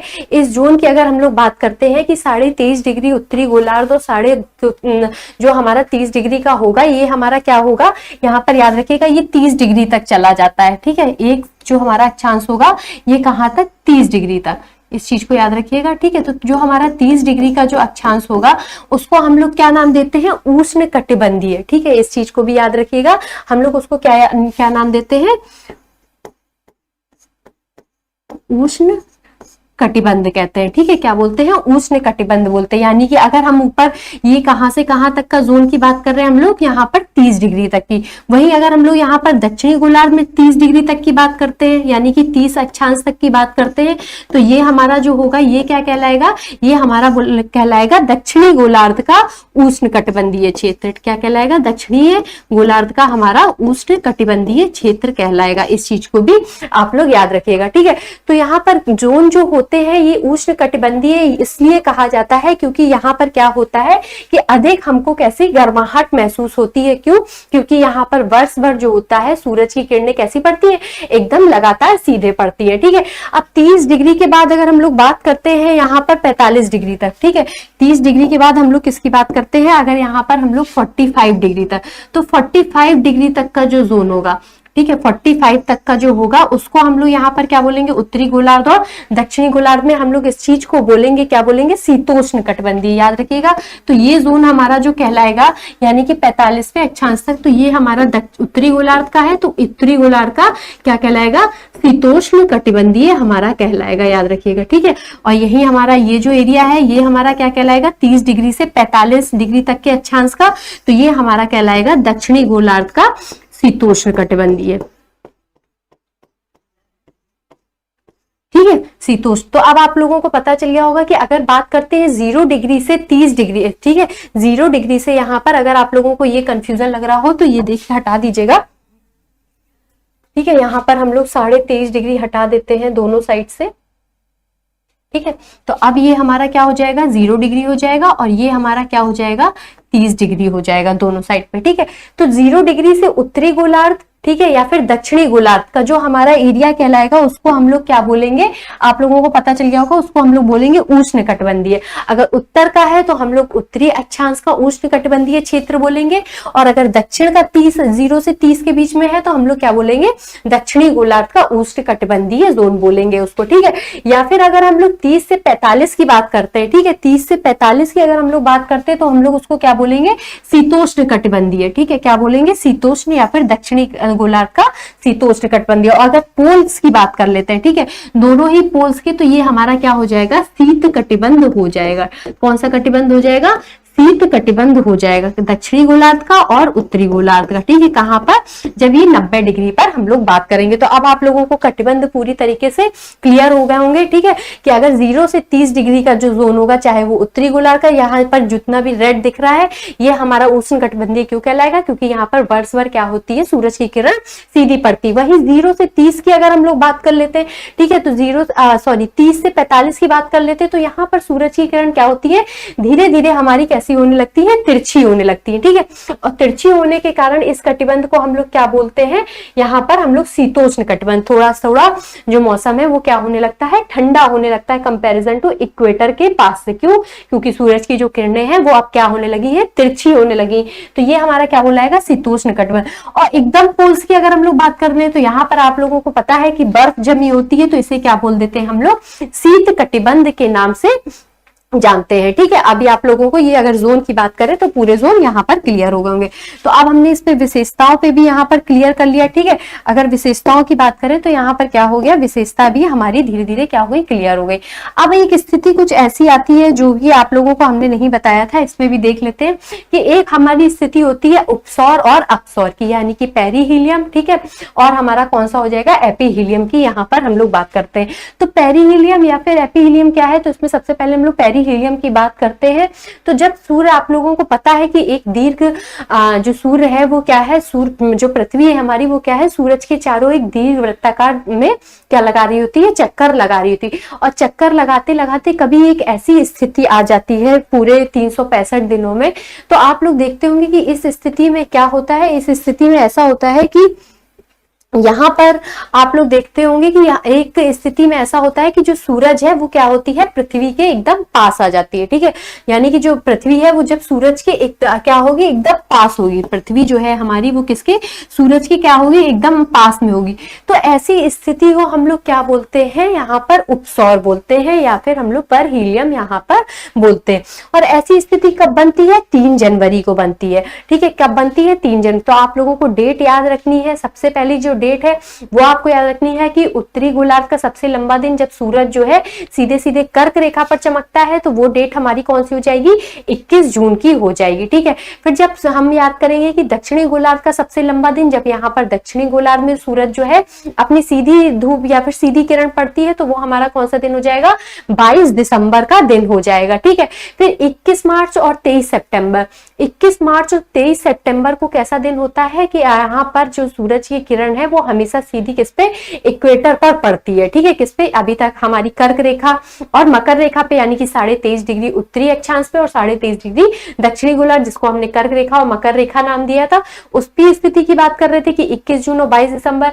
अब जो हमारी बीच में ऐसी 2 स्थितियां आती हैं, यहाँ पर हमारी कौन सी हो जाती है, एक 21 मार्च की, ठीक है, एक हमारी कौन सी हो जाएगी, 21 मार्च की हो जाएगी, और एक हमारी जो हो जाती है 23 सितंबर की डेट हो जाती है। तो इसमें क्या होता है कि पृथ्वी की जो सीधी किरण है वो किस पे पड़ती है, इक्वेटर पे पड़ती है। ठीक है, फिर उसके बाद आपको एक डेट याद रखनी है, क्या, 3 जनवरी के दिन। 3 जनवरी के दिन क्या होता है कि पृथ्वी जब सूरज के क्या हो जाता है, अत्यधिक पास में हो जाता है। ठीक है, अत्यधिक पास होने के कारण यहाँ पर हम लोग देखते होंगे कि जब सूर्य पृथ्वी के अत्यधिक पास होगा तो यहाँ पर हमको उस स्थिति को क्या बोलेंगे, उपसौर बोलेंगे। और ऐसी स्थिति में आप सोचेंगे कि जब पृथ्वी जो है सूरज के अत्यधिक पास होने के कारण भी हम लोग ठंड क्यों महसूस करते हैं, क्योंकि ये 3 जनवरी की बात हो रही है, क्योंकि उस टाइम जो सूरज होता है वो आपको पता है दक्षिणी गोलार्ध पे सीधा चमक रहा होता है, यानी कि मकर रेखा पर सीधे चमक रहा होता है। ठीक है, तो जो है उत्तरी गोलार्ध पे हमें इस चीज का फर्क या फिर इस चीज का एहसास नहीं होता है। पर वहां पर आप देखते होंगे जैसे ऑस्ट्रेलिया जैसे दक्षिणी गोलार्ध के देशों में क्या होती है, अधिक गर्माहट महसूस होती है। क्यों, क्योंकि 3 जनवरी को ऐसा होता है कि उस स्थिति में एक तो हमारी जो पृथ्वी सूरज की किरण है वो ऑलरेडी मकर रेखा पर सीधे चमक रही होती है, यानी कि दक्षिणी गोलार्ध पे जो हमारी सूरज की किरण है वो पड़ रही होती है। साथ ही साथ हमारा क्या होता है कि 3 जनवरी को ऐसी स्थिति पड़ती है जब पृथ्वी सूर्य के अत्यधिक हमारी क्या हो जाती है, पास में आ जाती है। ठीक है, when the earth is very close to the sun हो जाता है, इस स्थिति को हम लोग क्या बोलते हैं, उपसौर बोलते हैं। तो ऑस्ट्रेलिया जैसे देशों में आप देखेंगे कि आपको बहुत अधिक गर्माहट महसूस होगी। ठीक है, चलिए फिर हम देखते हैं दूसरी स्थिति। एक हमारी उपसौर होगी जो कि क्या है, 3 जनवरी को पड़ रही है। उसके बाद एक स्थिति आती है हमारी किसकी, अपसौर की। ठीक है, अपसौर की या फिर एपहीलियम की बात यहाँ पर बोलते हैं। तो जब पृथ्वी जब सूर्य से अधिकतम क्या हो जाती है, दूरी पे हो जाता है। ठीक है, जब हमारी क्या होती है, अधिकतम दूरी पर यहाँ पर हो जाता है। तो अभी हमने देखा था कि 3 जनवरी, ठीक है, 3 जनवरी को हम लोगों ने देखा था यहाँ पर हमारी किसकी स्थिति बन रही थी, उपसौर की बन रही थी। उपसौर में क्या था, जब हमारी जो सूरज जो पृथ्वी थी वो पृथ्वी जो है हमारी सूरज के सबसे करीब पहुंच गई थी। वहीं अपसौर में हम लोग देखेंगे, अपसौर में हम लोग क्या देखेंगे कि जब पृथ्वी जो है सूर्य से क्या हो जाएगी, अधिकतम दूरी पर हो जाएगी। तो ऐसी स्थिति कब बनती है, 4 जुलाई को बनती है। ठीक है, कब बनती है, 4 जुलाई को। तो आप लोगों को अब हमारा याद रखिएगा कि 3 जनवरी के साथ साथ यानी अपसौर की स्थिति आपको याद रखनी है 3 जनवरी, वहीं 4 जुलाई जो होती है वो क्या होती है, हमारी सूरज की जो किरण है वो क्या सबसे अत्यधिक दूर में होती है। फिर आप सोचेंगे कि जुलाई में तो अगर, हाँ ठीक है, जनवरी में दक्षिणी गोलार्ध पे होती है, ठीक है, पर जुलाई के महीने में सूरज की स्थिति इतनी दूर होने के कारण उस टाइम तो सूर्य भी जो है हमारा जून की स्थिति में क्या होता है, उत्तरी गोलार्ध पर यानी कि भारत जैसे देशों पे उत्तरी गोलार्ध में सीधा चमक रहा होता है। फिर भी ऐसी स्थिति क्या हो जाती है कि सूर्य से अधिकतम दूरी होने के बावजूद भी हमें क्या, गर्माहट महसूस होती है। आप भी इस चीज को देखते होंगे कि आपके मन में सबसे पहले कि जब पृथ्वी इतनी दूर हो रही है सूरज से तो भी हमें क्यों ऐसा है कि यहाँ पर हमें जुलाई में क्या गर्मी महसूस होती है। तो आपको पता है कि जो सनरेज है वो इतनी ज्यादा या फिर इतनी गर्म होती है कि हमें इसका फर्क दिखाई नहीं देता है, ठीक है। वहीं अगर दक्षिणी गोलार्ध में बात करें तो दक्षिणी गोलार्ध में उतने टाइम क्या हो रहा होता है, अधिक ठंड पड़ रही होती है हमारी, ठीक है। क्या हो रही होती है, अधिक ठंड यहाँ पर पड़ रही होती है। तो इसमें अगर हम लोग यहाँ पर बात करते हैं उपसौर अपसौर की स्थिति पे या फिर फिगर की अगर हम लोग देख लेते हैं, ठीक है, तो यहाँ पर ऐसी स्थिति कुछ बन के आएगी कि ये हमारा क्या हो जाएगा, सन हो जाएगा। चलिए रुकिए, सन को थोड़ा सा रेड कलर में ही बना देते हैं, ठीक है। तो ये क्या हो जाएगा हमारा, मान लीजिए ये सन हो जाएगा और ये हमारी जो पृथ्वी है जब कम दूरी पे रहेगी, ठीक है, और ये हमारी पृथ्वी क्या है, जब अधिकतम दूरी पर रहेगी, ठीक है। तो क्या होगी, जब अधिकतम दूरी पे यहाँ पर हमारी पृथ्वी होगी तो ये हमारी जो स्थिति होगी, ठीक है, ये पृथ्वी है हमारी और एक पृथ्वी हमारी यहाँ है, ठीक है। तो ये स्थिति कौन सी है, अगर हम यहाँ पर बात कर लेते हैं अपसौर की, तो अधिकतम जब दूरी पे होगी तो ये स्थिति हमारी क्या कहलाएगी, ये स्थिति हमारी क्या कहलाएगी, अपसौर कहलाएगी, ठीक है। याद रखिएगा ये स्थिति हमारी क्या कहलाएगी, अपसौर। और अपसौर के अगर डेट की बात कर लेंगे तो क्या हो जाएगी हमारी, 4 जुलाई हो जाएगी, ठीक है। क्या हो जाएगी, 4 जुलाई।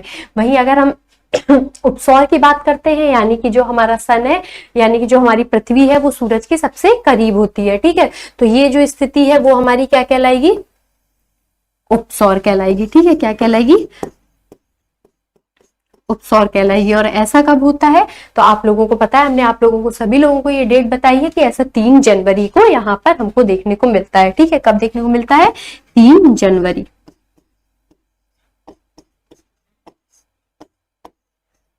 ठीक है। और ये हमारा क्या हो जाएगा, ये अर्थ हो जाएगी हमारी, और ये हमारी यहाँ पर हम लोग लिख देते हैं, ठीक है। तो इस तरीके की स्थिति की, यानी कि जहां पर हम देख रहे हैं कि जो सन है वो हमारा, जो हमारी पृथ्वी है वो सन के जब करीब है तो वो हमारी उपसौर होगी, यानी कि 3 जनवरी का दिन होगा। वहीं जब हमारी अर्थ जो है वो क्या होगी, सूरज से बहुत अधिक दूरी पर होगी तो वो क्या होगा, अपसौर होगा, यानी कि 4 जुलाई का दिन होगा, ठीक है। तो अब मुझे लगता है आप लोगों को यहाँ पर अक्षांश रेखाओं से रिलेटेड सारी चीजों से या फिर जो जो चीजें थी वो अब आप लोगों को क्लियर हो गई होंगी। कुछ फैक्ट ऐसे बच रहे थे, यानी कि अपसौर या फिर उपसौर की बात कर रहे थे तो वो ऐसी ऐसी चीजें बच रही थी यहाँ पर, वो भी आपका क्लियर हो गया। तो कल हम यहाँ पर देशांतर रेखाओं को शुरू करेंगे, ठीक है। कल तो फिर यहाँ पर हम लोग बात कर रहे थे कि अगर कल के टॉपिक की बात करें तो कल हमारा लैटिट्यूड या फिर अक्षांश रेखाओं की अगर हम लोग बात करते हैं तो वो पूरी तरीके से खत्म हो गया था। हमने आप लोगों को बताया भी था कि अक्षांश का जो हम लोग, अक्षांश का है जो हम लोग जगह और स्थिति के लिए यूज करते हैं, वही अगर लॉन्गिट्यूड या फिर देशांतर, जिसकी बात आज हम लोग आज की क्लास में करेंगे, इसका प्रयोग हम लोग किस लिए करते हैं, समय के लिए करते हैं। तो कल हमारा लैटिट्यूड पूरी तरीके से खत्म हो गया था। उसके बाद आज हम जो स्टार्ट करेंगे वो क्या करेंगे, लॉन्गिट्यूड यहाँ पर स्टार्ट करेंगे, ठीक है। क्या करेंगे, लॉन्गिट्यूड यहाँ पर स्टार्ट करेंगे, ठीक है। तो चलो फिर सभी लोग जल्दी जल्दी से एक बार जुड़ जाइए, और जहां पर भी आप लोग अपने सेशन को लाइक शेयर कर सकते हैं वहां पर ही करिए, चाहे फेसबुक हो, इंस्टा हो, कहीं पर भी, ठीक है, ताकि ज्यादा से ज्यादा लोग क्या हो, क्लास को अटेंड कर सके और उनको पता चल सके कि ये जो फाउंडेशन बैच 3.0 है ज्योग्राफी का, ये आपके लिए मैं आयुषी मिश्रा रोज शाम को यहीं पर अपने चैनल यहाँ पर ग्रेट प्लस एकेडमी में लेकर आती हूँ शाम को 6 बजे, ठीक है। तो चलिए फिर अगर हम लोग आज बात करने वाले हैं तो आज आप याद रखिएगा, यहाँ पर हम लोग कल जैसे हमने अक्षांश दिशाओं की एक बार बात कर लेते हैं कि अक्षांश देशांतर और अक्षांश मैंने बताया था, तो उसमें हमने अक्षांश रेखाओं की जो सबसे पहले बात करी थी, तो हमने अक्षांश रेखाएं, अब मुझे लगता है कि आप लोगों को सभी लोगों को क्लियर हो गई होंगी कि अक्षांश रेखाएं कौन सी रेखाएं होती हैं, जो पृथ्वी में कुछ इस तरीके से, ठीक है, कुछ काल्पनिक रेखाएं, याद रखिएगा अक्षांश और देशांतर दोनों ही कैसी रेखाएं हैं, ये एक काल्पनिक रेखा है, ठीक है। दोनों, अक्षांश का उपयोग जगह स्थिति के लिए किया जाता है, वही देशांतर का उपयोग समय की जानकारी के लिए किया जाता है। तो आज हम लोग इसमें देखेंगे कि समय की जानकारी के लिए हम लोग कैसे इसका यूज करते हैं, ठीक है। फिर अक्षांश रेखाओं की अगर हम लोग बात कर लेते हैं, ठीक है। फिर अगर हम लोग अक्षांश रेखा की बात करते हैं तो अक्षांश हमने आप लोगों को पहले भी बताया था कि किसी भी हमारे पृथ्वी के केंद्र से, ठीक है, क्या पृथ्वी के केंद्र से खींची गई जो कोणीय दूरी होती है, ठीक है, कोणीय दूरी यानी कि 1-1 डिग्री पर यहाँ पर हमारे अक्षांश और देशांतर खींचे गए। आप याद रखिएगा। तो हमने आपको कल 30 का एग्जाम्पल लेके बताया था कि 30 से यहाँ पर खींच दी जाएगी तो ये हमारा क्या हो जाएगा, 30 डिग्री का अक्षांश हो जाएगा। ठीक है। और कौन सा अक्षांश होगा, उत्तरी अक्षांश होगा या फिर दक्षिणी अक्षांश होगा, तो ये आप बताएंगे कि ये हमारा कौन सा उत्तरी अक्षांश होगा। ठीक है। उत्तरी अक्षांश क्यों होगा, क्योंकि ये उत्तरी यानी कि उत्तरी गोलार्ध की यहाँ पर बात हो रही है। ठीक है। उत्तरी गोलार्ध और हमारा कौन सा, ये हमारा नीचे का जो हमारा 0 डिग्री इक्वेटर होता है, 0 डिग्री इक्वेटर के नीचे का जो भाग होता है वो हमारा कौन सा होता है, वो दक्षिणी गोलार्ध होता है। और ऊपर का अगर हम भाग देखेंगे तो वो हमारा क्या होगा, यहाँ पर हमारा ये कैसा होगा, यहाँ पर दक्षिणी गोलार्ध, यानी कि ये हमारा कौन सा भाग हो जाएगा, दक्षिणी गोलार्ध का भाग हो जाएगा। ठीक है। ये हमारा दक्षिणी गोलार्ध हो जाएगा। और अगर इसकी बात करी जाएगी तो ये हमारा नॉर्दर्न हेमिस्फीयर या फिर इसको हम लोग क्या बोलेंगे, उत्तरी गोलार्ध बोलेंगे। ठीक है। क्या बोलेंगे, उत्तरी गोलार्ध यहाँ पर हम लोग बोलेंगे। ठीक है। तो अभी आप लोगों को अगर हम लोग अक्षांश की बात करें तो यहाँ पर समझ में आ गया था कि समय स्थिति के लिए कैसे यूज किया जाता है, पृथ्वी के केंद्र से खींची गई जो कोणीय दूरी है उससे इसका उपयोग कैसे यहाँ पर होता है। ठीक है। चलिए, तो आज हम लोग सबसे पहले बात करने वाले हैं यहाँ पर किसकी, देशांतर रेखाओं की। ठीक है। अगर हम लोग यहाँ पर आज बात करेंगे, सबसे पहले किसकी बात करते हैं, देशांतर रेखाओं की। अरे क्लियर क्यों नहीं है,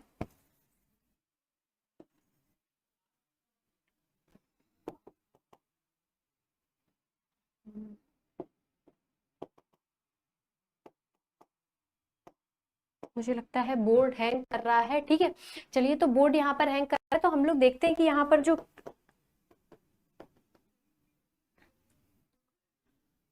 ठीक है, तो अगर हम लोग अक्षांश रेखाओं की, हमने देख लिया था कि अक्षांश रेखाओं की अगर हम लोग यहाँ पर बात करते हैं तो यहाँ पर अक्षांश क्या हो जाएगा, हमारा पूरी तरीके से क्लियर हो गया होगा। ठीक है। अब हम लोग यहाँ पर बात करते हैं देशांतर रेखाओं की, कि देशांतर रेखाएं कौन सी रेखाएं होती हैं। ठीक है। जो अगर देशांतर रेखाओं की बात करते हैं तो हम लोग देशांतर रेखाओं में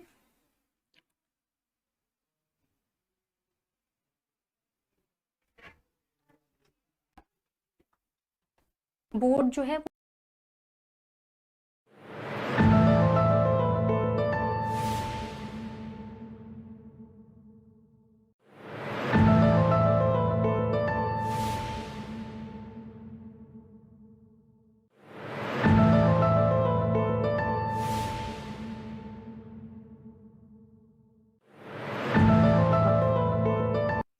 ठीक है। तो यहाँ पर आज हम बात करने वाले हैं किसकी, देशांतर रेखाओं की। ठीक है। अगर देशांतर रेखाओं की बात करते हैं तो सबसे पहले हमने आपको बताया देशांतर रेखाओं में, तो ये हमारा क्या है, पृथ्वी है। ठीक है।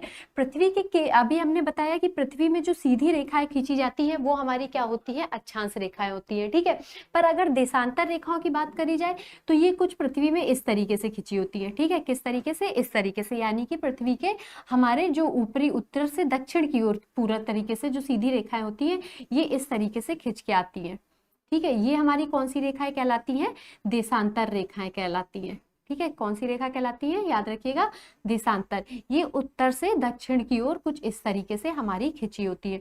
और आप इसमें फिगर में भी देख रहे होंगे कि अगर इनकी स्थिति की बात करें तो ये आपको पोल्स पे कुछ हमें सक्रिय दिख रही हैं। और अगर विषुवत रेखा पे बात करें, ठीक है, विषुवत रेखा पे यहाँ पर हम लोग बात करते हैं तो ये हमें कैसी दिखती है कि कुछ हमें यहाँ पर ज्यादा अधिक दूरी पे दिखती है। ठीक है। तो जिस तरीके से हमने देखा था कि अक्षांश रेखाएं ऊपर जाते जाते जो उनका सर्किल था या फिर जो गोला था वो कैसा हो रहा था, छोटा होता जा रहा था, वही अगर हम देशांतर रेखाओं की बात करें तो देशांतर रेखाएं हमारी कैसी हो जाएंगी कि अगर हम यहाँ पर इक्वेटर के पास में आप देख रहे होंगे तो इक्वेटर के पास इनकी दूरी अधिक हो जाएगी और यहाँ पर पोल्स पे जाते जाते कैसी दूरी हो जाएगी, यहाँ पर उनकी कम होती चली जाएगी। ठीक है। कैसे होती जाएगी, कम। और वहीं इक्वेटर के पास यानी कि बीचों बीच की अगर बात करेंगे तो इनकी दूरी में क्या रहेगा, अधिक दूरी रहेगी। ठीक है। कैसी रहेगी, अधिक दूरी रहेगी। तो अब चलिए समझते हैं कि अब आप अक्षांश रेखा समझ चुके होंगे या फिर अगर अक्षांश और देशांतर आप लोगों को पूरी तरीके से क्लियर हो गए। ये क्या है, पृथ्वी में एक तरीके की हमारी खींची गई कौन सी रेखाएं हैं, दोनों दोनों ही काल्पनिक रेखाएं हैं। ये हमारी कौन सी हो जाएगी, अक्षांश हो जाएगी, ठीक है। ये कौन सी रेखा हो जाएगी, हमारी अक्षांश रेखा हो जाएगी। उसके बाद अगर इसकी बात करेंगे तो ये हमारी कौन सी रेखा हो जाएंगी, देशांतर रेखा हो जाएंगी, ठीक है। कौन सी रेखा हो जाएंगी, देशांतर रेखा हो जाएगी, ठीक है। क्लियर हो गया होगा। अब आप यहाँ पर दोनों में डिफरेंस देख रहे होंगे कि हाँ अक्षांश रेखाएं कौन सी होती हैं और देशांतर रेखा कैसी होती है। तो अब आपके मन में सबसे पहले ये, जैसे हमने आपको बताया था कि जो हमारी अक्षांश रेखाएं होती हैं वो कितनी होती है, अगर ये 0 डिग्री है, डिग्री के नीचे हमारी 90 होती है, ठीक है। और यहाँ पर उत्तरी में हमारी 90 होती है, प्लस हमारी कौन सी होती है, एक 0 डिग्री की होती है। तो हमने इसको लिख दिया था कि ये हमारी 181 यहाँ पर क्या है, अक्षांशों की संख्या।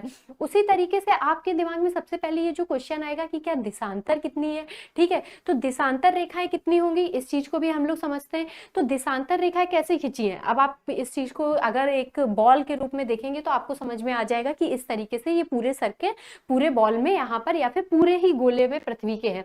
तो पृथ्वी कैसी है, गोल है, ठीक है, जियोइड है, बट हम इसको जियोइड बोलते हैं। पर अगर हम यहाँ पर बात करें कि अगर एक बेसिक जो स्ट्रक्चर है वो कैसा है, तो गोल है। तो जब आप देख रहे होंगे कि हम किसी भी गोल चीज में जो एंगल होता है वो कितना होता है, 360 का होता है, ठीक है। कितना होता है, 360 का। तो यहाँ पर जो देशांतर है पूरी ही हमारी कितने में, 300 देशांतर रेखाएं हैं पूरी तरीके से खिंची हुई है, ठीक है। कितनी खिंची हुई है, 180, ठीक है। यानी कि अब हम यहाँ पर देखेंगे कि 180 कैसे और 180 कैसे, ठीक है। तो पूरी ही टोटल हमारी कितनी हो जाएंगी, यहाँ पर 360 का पूरा एंगल यहाँ पर कंप्लीट कर रहे होंगे हमारी देशांतर रेखाएं, ठीक है। अब देशांतर रेखाओं का जो हमने बताया कि समय के लिए किया जाता है, ठीक है। जिस तरह से हमने अक्षांश का बताया था कि जगह या फिर लोकेशन के लिए यहाँ पर किया जाता है, जगह स्थिति या फिर लोकेशन के लिए हमने आपका इसका उपयोग बताया था, उसी तरीके से अगर हम देशांतर रेखाओं की बात करें तो इसका उपयोग हमने किस लिए बताया था कि किसी भी समय या फिर किसी भी जगह का टाइम जानने के लिए यहाँ पर हमने बताया था किसका उपयोग करेंगे, हम लोग देशांतर का उपयोग करेंगे, ठीक है। चलिए आकाश मिश्रा और अजय कुमार जी जुड़ चुके हैं, ठीक है, वेरी गुड इवनिंग।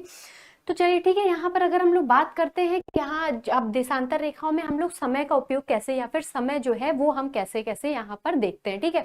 तो जहाँ पर अगर इनकी दूरी, हमने देशांतर रेखाओं की दूरी आपको बताई थी कि एक देशांतर से दूसरे देशांतर में कितने का अंतर होता है, 111 किलोमीटर का, ठीक है। वही एक देशांतर से अगर देशांतर के अक्षांश की बात कर ली, अगर देशांतर के बीच की बात करते हैं तो ये हमारा कितना हो जाएगा एक देशांतर से, तो ये भी हमारा 0.32 यहाँ पर जुड़ जाएगा किलोमीटर का। इतना क्या होता है यहाँ पर एक देशांतर से दूसरे देशांतर में जाने में जो हमें समय लगता है वो कितना लगता है कि 111.30 यहाँ पर हमको समय लगता है, किसमें, एक देशांतर से दूसरे देशांतर पे जाने पे, ठीक है।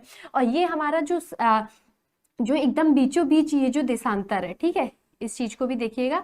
तो ये हमारा देशांतर जो है वो एक ही देशांतर होगा, ये हमारा एकदम बीचों बीच का देशांतर कहलाएगा। इसको हम लोग क्या बोलते हैं, ग्रेट सर्किल बोलते हैं, ठीक है। क्या बोलते हैं, ग्रेट सर्किल बोलते हैं, ठीक है। अब ग्रेट सर्किल क्यों बोलते हैं, अब आप लोगों को ये भी समझ में आ गया होगा, क्योंकि ये पृथ्वी को दोनों बराबर भागों में बांट रहा है देशांतरों में, ठीक। अब टाइम जोन की अगर हम लोग बात कर लेते तो आपको पता है कि जो हमारी पृथ्वी है वो कैसे चक्कर लगाती है, यहाँ पर पश्चिम से पूरब की ओर, ठीक है।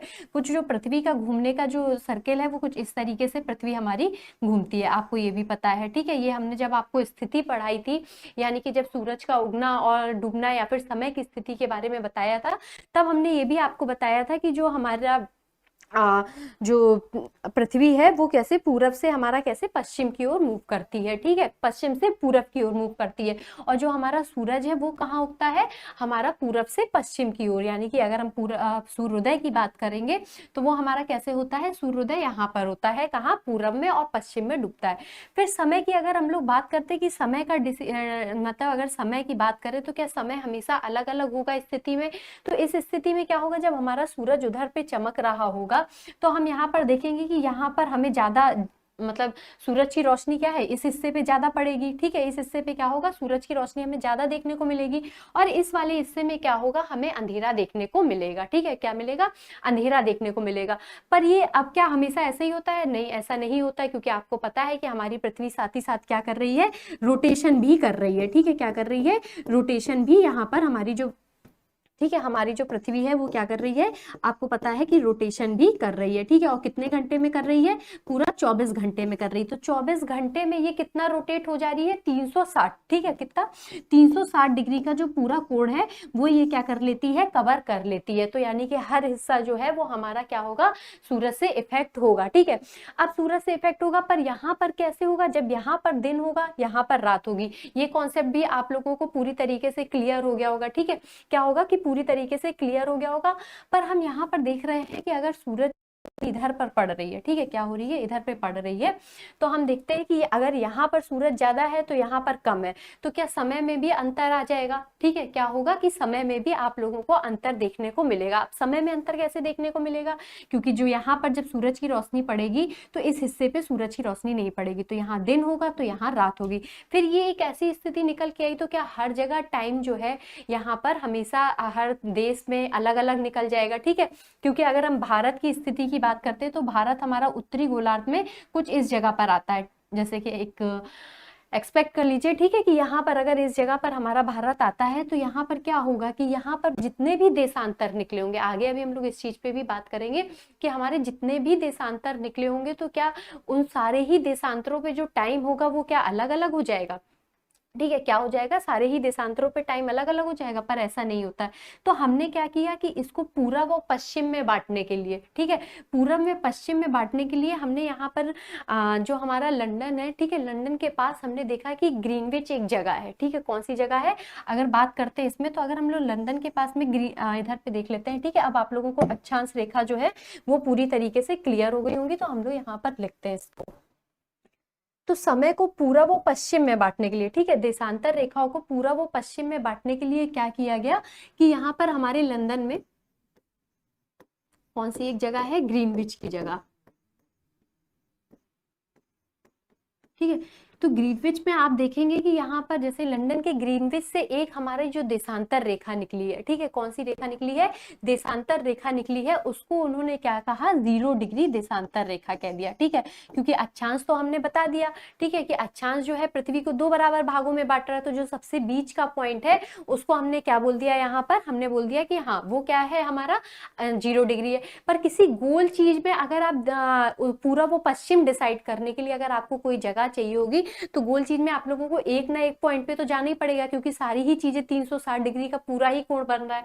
ठीक है, तो क्या किया गया कि लंदन के ग्रीनविच जगह थी, वहां पर जो 0 डिग्री थी उसको क्या बोल दिया इन्होंने, यहाँ पर 0 डिग्री हमारा क्या बोल दिया, देशांतर रेखा बोल दी। ठीक है, क्या बोल दिया, देशांतर रेखा यहाँ पर बोल दी। इसी को ही क्या बोला गया, प्रधान यामोत्तर रेखा। ठीक है, क्या बोला गया, प्रधान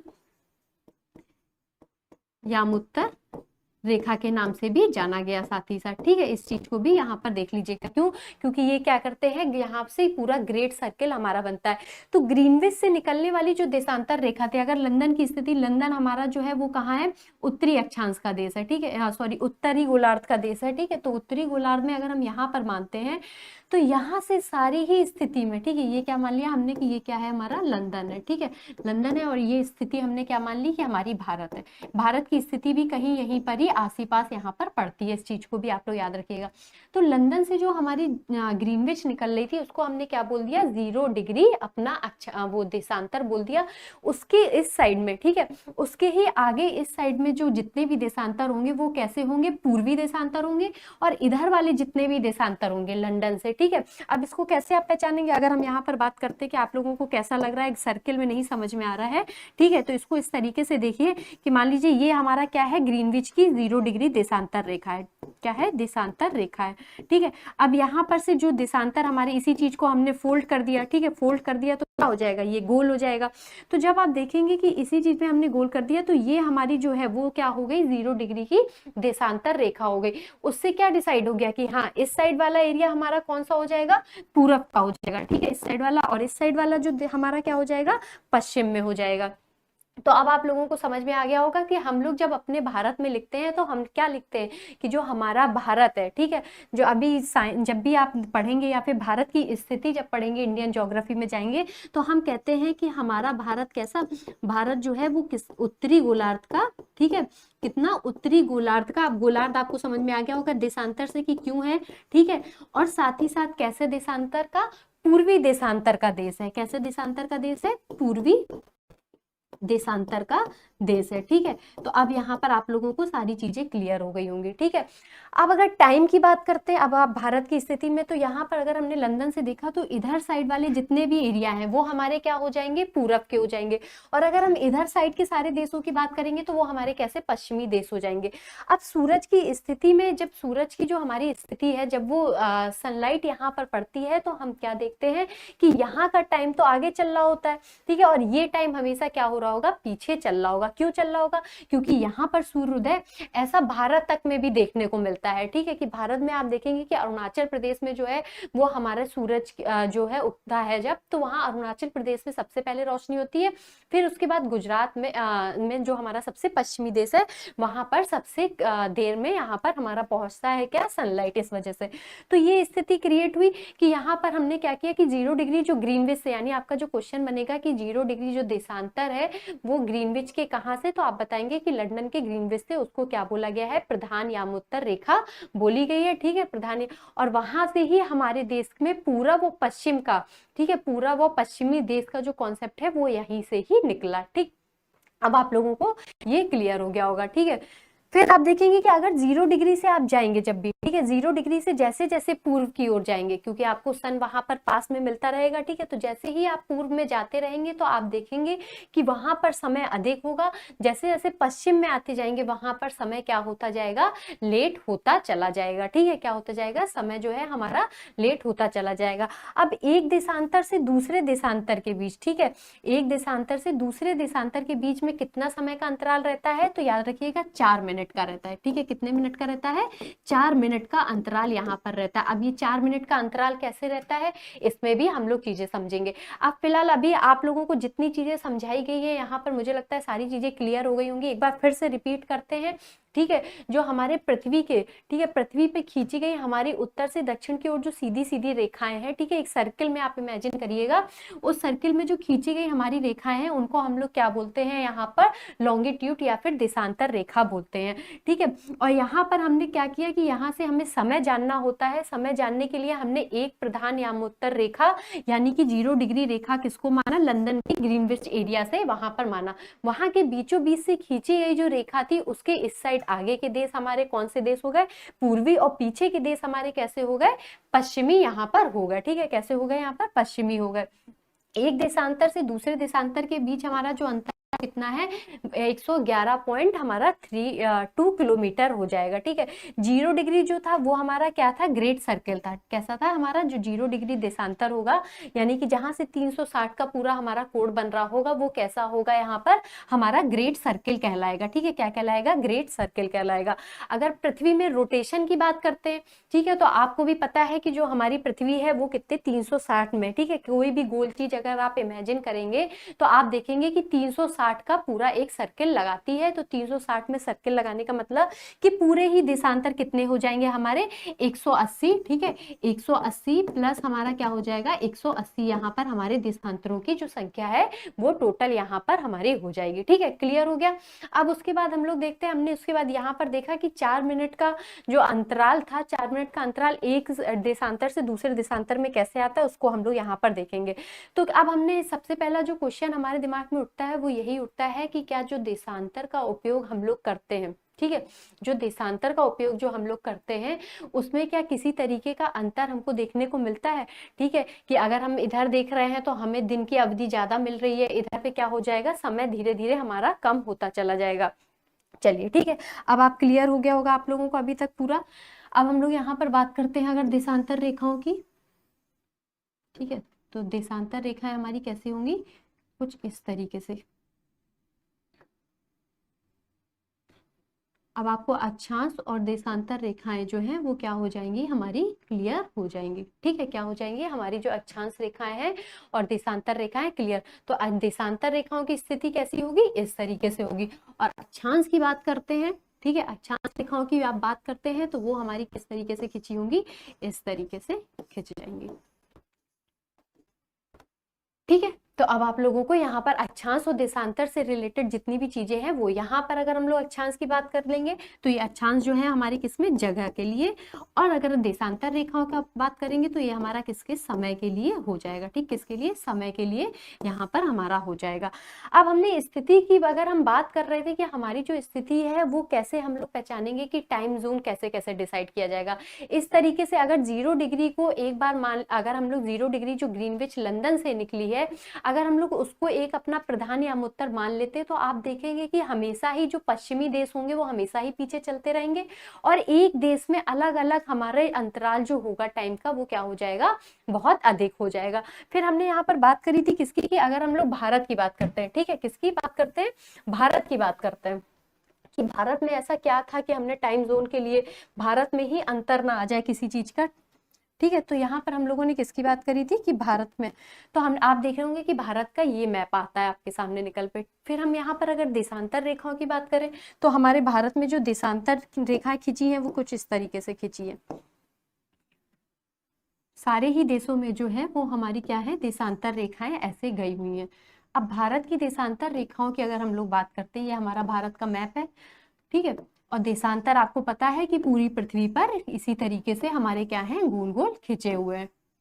ठीक है, इस तरीके से देशांतर हमको देखने को मिल जाते हैं कहाँ पर, हमारे पृथ्वी पे। अब अगर हम लोग सबसे पूर्वी देशांतर की बात करते हैं तो वो हमारा कौन सा होगा, 68 देशांतर, 68.7 का देशांतर हो जाएगा सबसे, जो कि हमारा कहाँ पर से, गुजरात से निकला होगा, वो कौन सा देशांतर होगा हमारा, 68.7 का यहाँ पर होगा। वहीं अगर हम सबसे पूर्वी बात कर लेते हैं तो ये हमारा क्या होगा, 97.25 का। ठीक है, कितना होगा, 97.25 का पूर्वी देशांतर होगा। कौन सा होगा, पूर्वी देशांतर होगा। तो दो, अब आपको पता है कि एक एक डिग्री पर हमारे हैं, ठीक है, पूरे 360 हमारे देशांतर जो है वो पूरे 360 सर्किल में फैले हुए हैं। तो आप यहाँ पर देखेंगे कि जो हमारा पश्चिमी देशांतर है उसको हमने क्या बोला, और पूर्वी देशांतर है उसको हमने यहाँ पर क्या बोला। ठीक है, तो अब हमारा भारत की जो स्थिति आती है देशांतर में वो कितना, 68.7 से लेके हमारे 97.25 के बीच में हमारी जो देशांतर रेखा पड़ती है वो कहाँ, भारत पर हमारी पड़ती है। भारत में पड़ने के बाद यहाँ पर अगर हम देखेंगे तो इतना समय अगर हमारा ये क्या हो जाएगा, सन हो जाएगा। ठीक, क्या हो जाएगा हमारा यहाँ पर, सन हो जाएगा। अब सूरज की स्थिति इस तरीके से भारत पे पड़ रही होगी, पूरे भारत पे, तो आपको पता है कि सबसे पहले जो सूर्योदय होता है वो हमारा कहाँ होता है, अरुणाचल प्रदेश में होता है। ठीक है, अरुणाचल प्रदेश में होता है, और सबसे बाद में जहां पर अगर हम सिर्फ भारत की बात कर रहे हैं अभी, ठीक है, तो हमारा सबसे आखिरी में जो पहुंचेगा वो किस देशांतर तक पहुंचेगा, 68.7 तक यहाँ पर पहुंचेगा। तो यहाँ पर पूर्वी और पश्चिम में ही इतना अंतराल आ जाएगा समय का कि हमारे देश में ही अलग अलग टाइम हो जाएंगे, और अलग अलग क्या होगा, घंटे। यहाँ पर इस सुविधा, इस चीज को दूर करने के लिए क्या किया गया कि जो हमारा उत्तर प्रदेश की नैनी, या मान लीजिए कि इधर कहीं हमारा इलाहाबाद पड़ेगा, ठीक है, कि इससे निकली हुई जो रेखा है, ये वाली रेखा, ठीक है, इसको सारी चीजों को मान लीजिएगा, ये जो रेखा है यानी कि इसको हम लोग क्या बोलेंगे, 82.5 डिग्री। ठीक है, कितना, 82.5 डिग्री की जो रेखा है उसको हम लोगों ने क्या मान लिया यहाँ पर, कि ये जो है हमारे बीचों बीच से निकल, जैसे ग्रीनविच को पूरी पृथ्वी पर माना, ठीक है, पूरी पृथ्वी में हमने किसको माना, ग्रीनविच को हमने माना, जिससे हमारा पूरा वो पश्चिम डिसाइड हो रहा था। उसी तरीके से 82.5 डिग्री हमने किसका मान लिया, भारत का, जो कि कहाँ से निकलती है, इलाहाबाद के नैनी से।